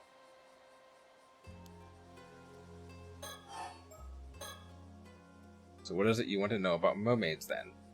So I'd wager you're after the secret of immortality. Immortality? Oh no, all I want is to meet a real, live mermaid. 'Tis naught but dreams and adventure that drive me. Really? That's it? Well, even if you had been after immortality, I doubt it would have been possible. What? You mean the legends about mermaids being able to grant immortality are false? They're not. I'm counting my fair share of people who have become immortal that way, after all. There's even a word for these individuals. They're known as 800-year immortals. 800-year immortals, eh? So they do exist. Incredible! What became of the third Taishima mermaid, then? The one known as Nagame? She hasn't returned to Ryugu, has she? Nope. She hasn't. Sobaya is the only mermaid who returned to Ryugu at the end. Oh, so she's still out there somewhere, roaming the mortal world as we speak. You can say that. We can also say that she's no longer here. What do you mean? Don't tell me she died. Well, that also wouldn't be entirely accurate. Oh. What is it, Circe? I think I've got it. Figured it out, have you? What, really? What do you mean? Think back on what we heard before. Before? The flashback about the mermaid who became a human? Well, there's not much point in dragging it out, so I'll go ahead and tell you. The mermaid known as Nagame gave up her existence as a mermaid long ago. She no longer lives as a mermaid, but as a human. Ah, now that you mention it, that does sound familiar. You mean to tell me that story was true? Oh, you heard those events before? I suppose Miss Somakari must have heard about it from Sobae. But how could a mermaid really have become human? Mermaids are originally from another world, right? Normally it would be unthinkable, yes. But it seems a certain talented psychic managed to make it impossible happen. At no small cost to himself, I might add. Wow, that's amazing. Can't say I understand why she would want to do such a thing, though. Why not remain a mermaid? It seems like a bit of a waste to me. Well, Nagame was a bit different from the other two mermaids, you see. They were serious and dutiful, but Nagame was strongly drawn to the mortal world and to the humans who live in it. I suppose you can say that she was the opposite of Miss Somakawa in a way. You don't say. More than anything, it seems she was particularly drawn to the idea of becoming human, finding the person of her dreams, and marrying them, of getting to be their bride. That's a pretty cute dream to have. I guess not all mermaids are the same, huh? Indeed, to think that mermaids could harbor the same hopes and dreams as humans do. I must say she sounds quite relatable. Perhaps, I imagine she was viewed as quite the odd soul among her own kind, though. Then, a few decades ago, Nagame happened to meet a certain psychic.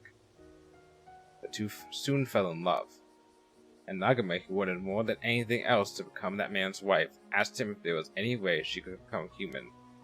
The psychic searched far and wide for a way to grant her wish. After decades of toil, he found a secret art that would allow her to do so.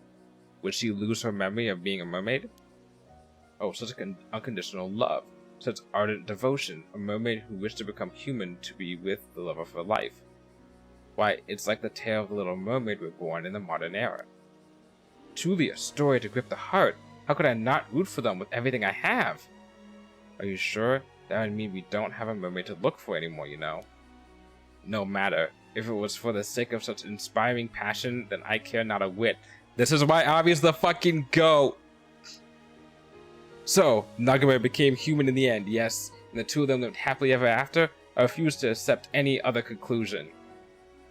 Well, that's more or less what happened, so I can say with certainty that Nagame the mermaid no longer exists. I see, so she's still alive out there, as a human. What a beautiful tale. Why, I wish I could meet her solely to offer my most heartfelt congratulations. No, I think wedding gifts are in order. Avi seems to be enjoying himself, but this means there's no chance of us meeting a mermaid anymore, right? Ah, now that you mention it, that is a problem. I thought so. Ahem, a question, Mr. Shiki. I don't suppose there would be a way for us to go to Ryugu and meet a mermaid there, would there? I'm afraid not. It's impossible for a flesh and blood human to cross over to the eternal world. Indeed, you'd have to be dead to have any chance of getting there. Ah, just as I feared, there's little point in getting there without a life to savor it. Although, does that mean there's a chance that Miss Somakawa was able to make it to Ryugu in the end? That I don't know. That everyone ends up in Ryugu after death, after all. Yep. I see. I suppose we'll just have to hope that she was able to meet the mermaid she so admired in the afterlife.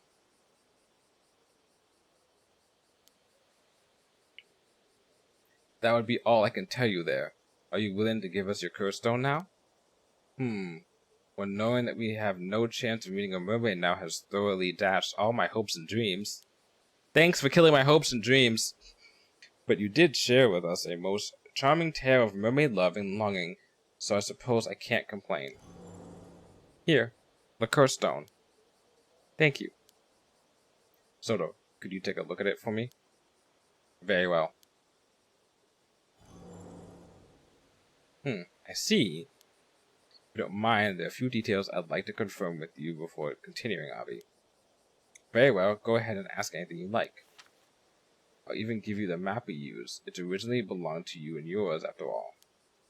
Thank you. In that case... I see. I think I know how to lift the curse of the raging waves now. Finally, it certainly has been a long road to get here.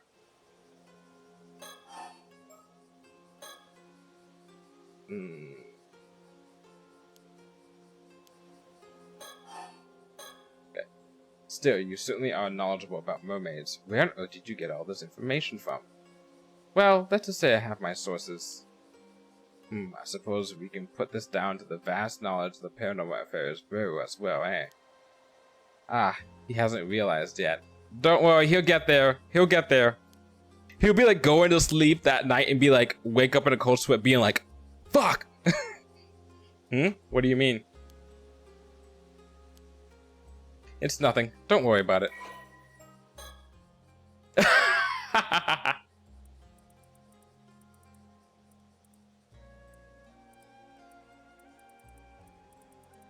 That night's call that I had of her being a mermaid from like ages ago.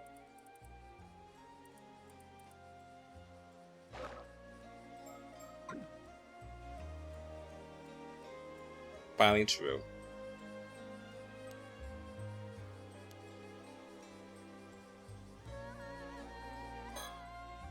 Ma'am, about the curse of the raging waves. Hold on, let's finish dealing with this first. We'll talk about that afterwards. Understood. Wait, hold on. Let's move on to the topic of Circe's curse stone, shall we? Oh, right. Here it is. One of the locales we ran into earlier was planning to use this curse stone to cause a massacre, so we confiscated it. Goodness, that's far more disturbing than I was imagining. Sounds like you were lucky to escape unscathed. Where's the local now? We managed to subdue her after taking her curse stone. I don't think she'll wake up for a while, so you can get someone to come and take her away? Alright. 10 years on, and he calls you Yumiko at 3:30 in the morning. You are Nagami, and she immediately hangs up. It's like, how did you get this number? I could totally see that. Just like him just like calling at 3:30 in the morning and be like, wait a second. Alright, we'll make the necessary arrangements for it later. So who was this would-be mass murderer, and what exactly was she planning to do? She said her name was Kikuko Tsuitsui. She didn't have any spirit sense to speak of, though. Blah blah blah, explain. Oh, I thought they were gonna explain. Off screen. She tried to use her curse stone to get Avi to tell her what he knew about mermaids. We managed to fend her off and take it from her. That's right, she had her hand mirrors and business cards marked with the symbol that serves as the token for the curse, and handed them out around the island in advance for whenever she needed to activate it. A premeditated crime, in other words, and quite a thorough one too. That was quite a dangerous position you were in. I'll say, if we hadn't caught on to her attentions, I have no doubt we'd be sleeping with the fishes by now. This is the nature of dealing with curses, I'm afraid. You never know when you might end up the target. No need to tell me twice. I've had quite enough of curses by this point. A prudent attitude. A curse's corruption starts from the heart. Indeed, I'll be sure to remember that. Did you learn what this Kikuko was after in the end? To be honest, I wasn't all that sure myself. Apparently she was looking to get her hands on the mermaid to impress some tycoon named called Yamashina. It seems he's looking for a way to become immortal. What? A tycoon named called Yamashina wants to become immortal? It couldn't be. Oh, you know him? Did she mention where she got the curse stone from? Could Yamashina have given it to her? Actually, it seems like that was someone else. As Kikuko would tell it, she's Yamashina's illegitimate child, but he refused to acknowledge her. While she was pondering ways to gain his approval, this young CEO, his apprentice, swooped in. He offered her a sympathetic ear, and a curse stone to use to accomplish her goal. I think that was the long and short of it. Something like that, yeah. What? So there's someone else involved? It turns out we knew the CEO she was talking about too. We were pretty shocked. So the CEO was the original owner of the curse stone, was he? What was his name? He was a young man named Kipe Ikoma, although I dare say young isn't the first word that would come to mind when looking at him. What? Kipe Ikoma? It can't be. Huh? You know him too? No, perhaps they simply share a name. The Kipe Ikoma we know should have died 6 years ago. Huh? Died? What do you mean? Would you mind taking a look at this, Avi? Oh my god, I forgot about that!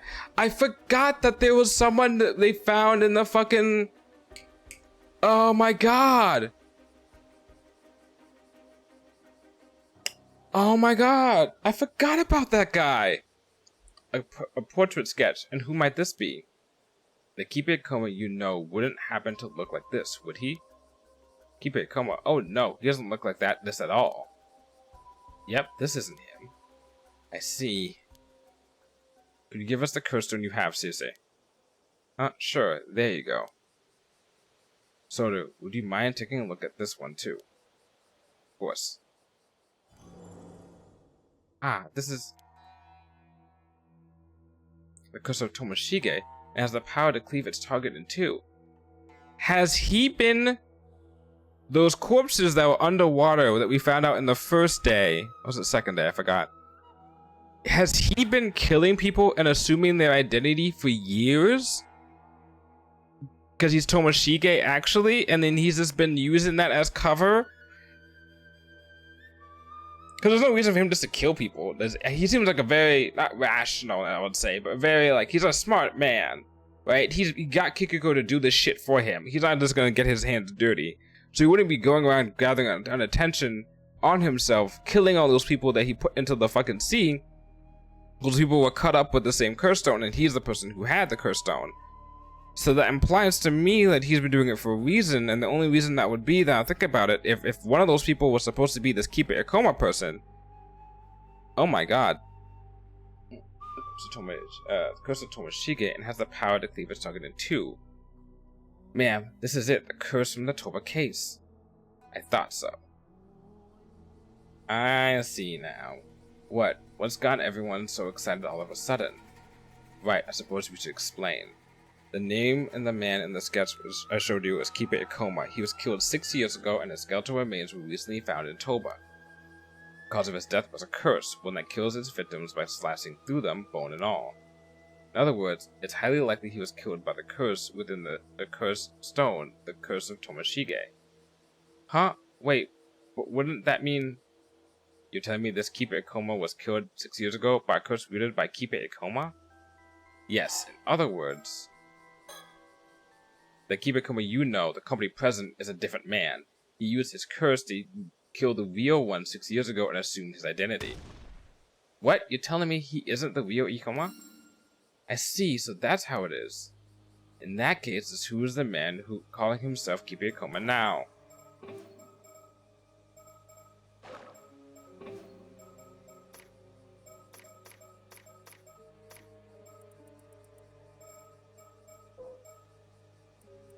Motherfucker. It makes complete sense. He took the box, he ate it, he's like, there's no change. He went on, he gave it to Sato, he's like, there's no change. She died, he dies, he curses because he's technically dead at that point. The curse activates, he comes back alive, so now he's a dude who's alive, who has a curse stone that's based off his own legend. Holy fuck.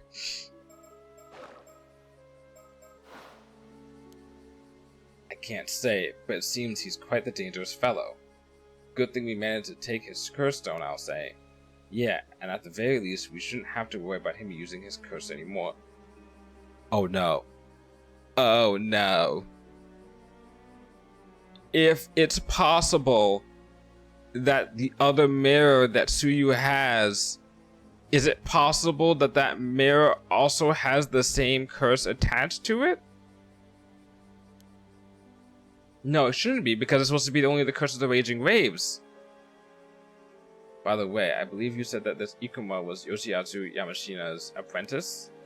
If that's the case, and Yamashina had someone working for him who had a curse stone. Could Yamashina have been pulling the strings from behind the scenes? It's possible. We should get in touch with Detective Ide and see if he can't take Yamashina in for questioning. With any luck, he'll be able to detain Ikuma as well. Ah. Is something wrong? We kind of already told Ikuma about the Forsaken Fish curse stone. He did help us out earlier after all, it only felt fair. I suppose we can assume that information has reached Yamashina as well then. Oh right, he also asked us to look into a bronze mirror that's used to lift the curse of the raging waves. This still-tide mirror, I think. The still-tide mirror, eh? Just what could he be planning? Either way, it seems we'll have to keep an eye out for any movement on this end. Whew. Ah yes, we were hoping you could do us a little favor, Circe. It seems you don't have a mermaid to be searching for anymore, so perhaps you can use that extra time to help us out. What do you think, Avi? Very well. Permission granted. How kind of you. It's nothing strenuous, I assure you. We just want you to find out Keep It Ikoma's current whereabouts, that's all. Oh. So just an ordinary chore then. I want to focus on getting the curse of the raging waves lifted as soon as possible, you see. It would be a huge help if you could pin him down, and in the meantime, he's definitely up to something. And most importantly, you know what he looks like. We'll ask a detective from the Mie police to look into things there too, but one can never be too cautious. Both his true identity and goal remain unclear. Be very careful when dealing with him. I guess that means we'll have to go back to the mainland for now. We do have some time left before the last ferry is set sail, I suppose. Okay then, I'll do what I do. Start up again. Okay then, I do want to find out what's going on too, so we'll see what we can do there. It seems to be helping you out with your work then. In that case, please do consider putting in a word on my behalf. Alright, I'll see what I can do. We appreciate the help. If you learn anything of note, leave a message at the station, alright? Got it. Suppose we should see about lifting the curse of the raging waves then. Let's get in touch with Detective Ide first. We can find Nakamura after that and see if we can't get him to cooperate. Understood. Let's be on our way then.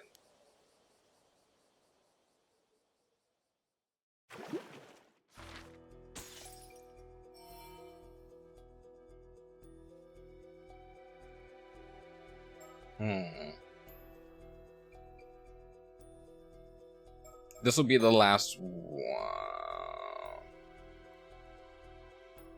Yeah, this will be the last one. And then we'll stop. I wasn't going to plan on finishing this today, but I'm like, this is not going to happen today.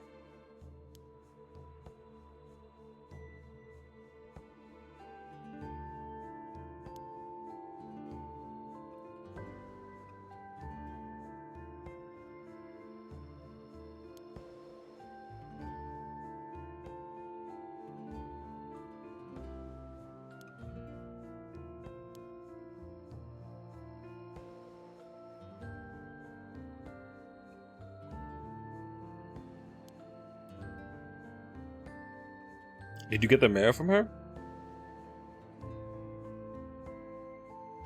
Okay. Oh, so hey, my mic was his. Okay, and this is the new timeline part.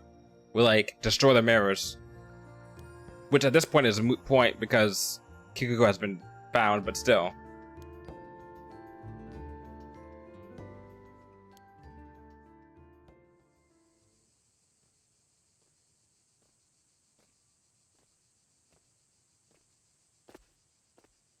Yeah, last week you said you were probably going to finish next week, and I was like, oh, he doesn't know. Yeah, I feel like I just got halfway through the game. Can't find Mr. Nakamura anywhere. We need to tell him about the bronze mare as soon as possible. What sucks is that next week I'm taking a full-on 100% no streaming break. First time I've ever taken a whole entire break where I haven't streamed at all the whole entire week since like November. I've streamed at least once or twice a week at the very least since November.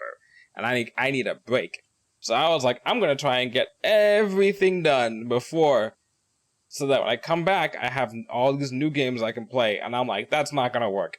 That's not going to work for this game. No. We're going to go into July. And I'm going to have to remember, after 2 weeks of not playing this game, I'm going to have to remember everything that happened. That's going to be fun. Maybe like the day before. No, not the day before. Maybe the day of. Because I'll be busy the day before, probably. The day of this, like the next time I stream this, 2 weeks from now, I'll be like, go through my VODs or some shit like that. Or I'll just, when we do a recap, it's going to be a very long recap. Which, to be fair, if we've done as far as we've done in this game so far, I do think we could probably beat the rest of this game in solid 4 hours. Because we've got a lot of the Cursed Stone and like the mystery out of the way. So I think we're now nearing the climax, so yeah. It's those two. Oh yeah, they're the ones who were looking for the old man's place. Excuse me. Oh, it isn't Sato. Good timing. I got something to discuss if you don't mind. Oh, alright, I actually have something to ask myself. Huh? Since when did you get to know each other? Oh right, we actually talked a bit after the last time we met. Those two are from the Tokyo Metropolitan Police Department. They're here to lift the curse of the raging waves. Wait, seriously? Since when does the police deal in curses? We're a special unit dedicated to things like this. I hope we can be of help. Alright.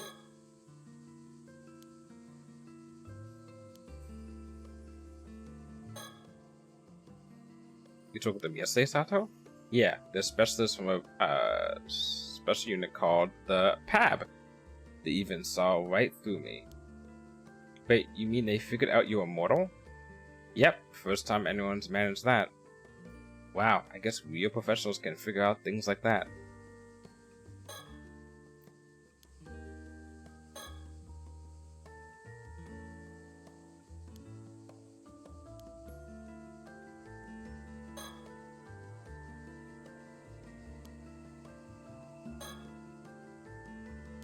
Yeah, that cloak does seem hot.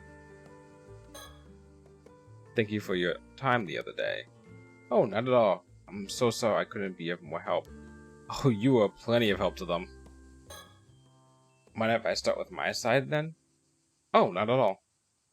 The good news is we figured out how to lift the curse of the raging waves. Really? You have? Whoa, seriously? That's huge. The bad news is that we need a few things to do it. We're in the middle of tracking them down. If that's the case, let us help you. Yeah, what do we need?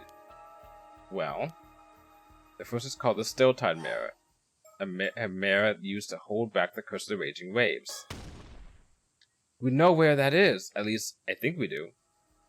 You do? We just heard about it from Tsuyu Minakuchi. Blah blah blah blah blah blah. I see. 5 years ago, Mari Minakuchi tried to break the curse with that mirror, but failed. That explains why people blamed her for the Southern Sea disaster. If that mirror from back then is still here, then it is very likely to be the Still Tide Mirror. Yes, that was what I wanted to talk to you about too. I see. Thank you. Sounds like the pieces are coming together. But there is still one more piece we need, a descendant of the Taishima people. Which likely means Mari Minakuchi's son, Yuza Minakuchi, would be our best candidate. Yeah, that should work. Ah, there we go! Do you know where he is now? Not sure, we've been looking too, since we wanted to pass along what Tsuyu told us. Alright, we'll go search for him. Really? That would be huge help. We'll go and secure the mirror. Time is tight. If we split up, we will need a point of contact in case we can't find each other. Could one of you stay in place and handle communications between us? Good plan. Could one of you take that on? A point of contact?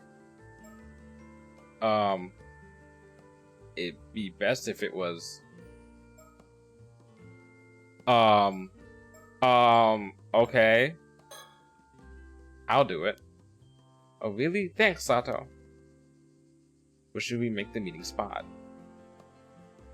How about the community hall on Chuo Street? There's also a phone there we could use. Got it.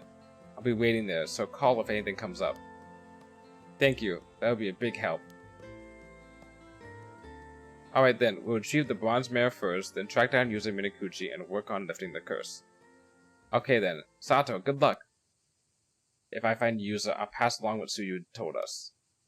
Please do. I'll be waiting here if you need anything. That's not good. That's not good.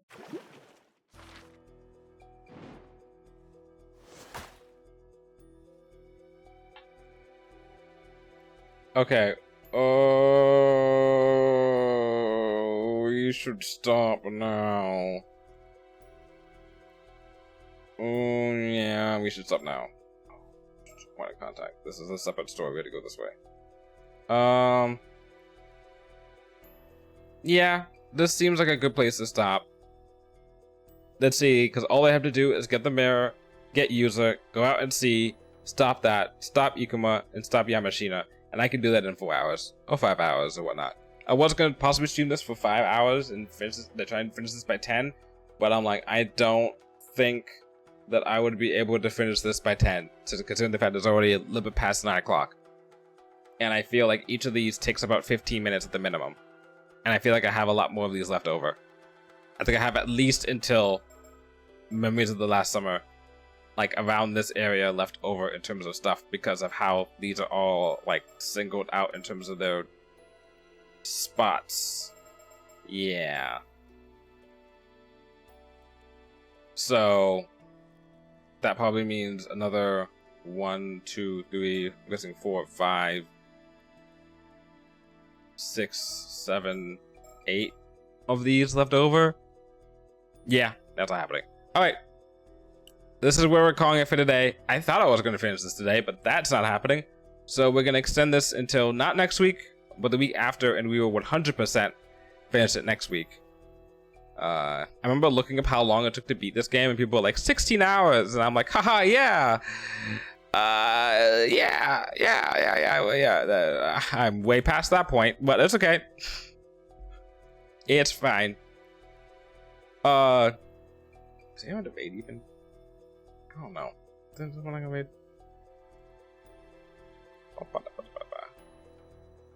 Nah, we're good for today. Yeah, we're good for today. Anyway, that's it for today. I shall be back. Hold on, before we do anything, I'm gonna check. What this way it's got. Okay. 1, 2, 3, 4, 5, 6, 7, 8, 9, 10, 11, 12. Okay. Alright, yeah. This is it for the day. I also have a busy day tomorrow anyway. I will be back tomorrow. No, not tomorrow. I won't stream tomorrow. I won't stream on Tuesdays anymore, really, except for very special occasions. I will be back. Let me make sure I save this.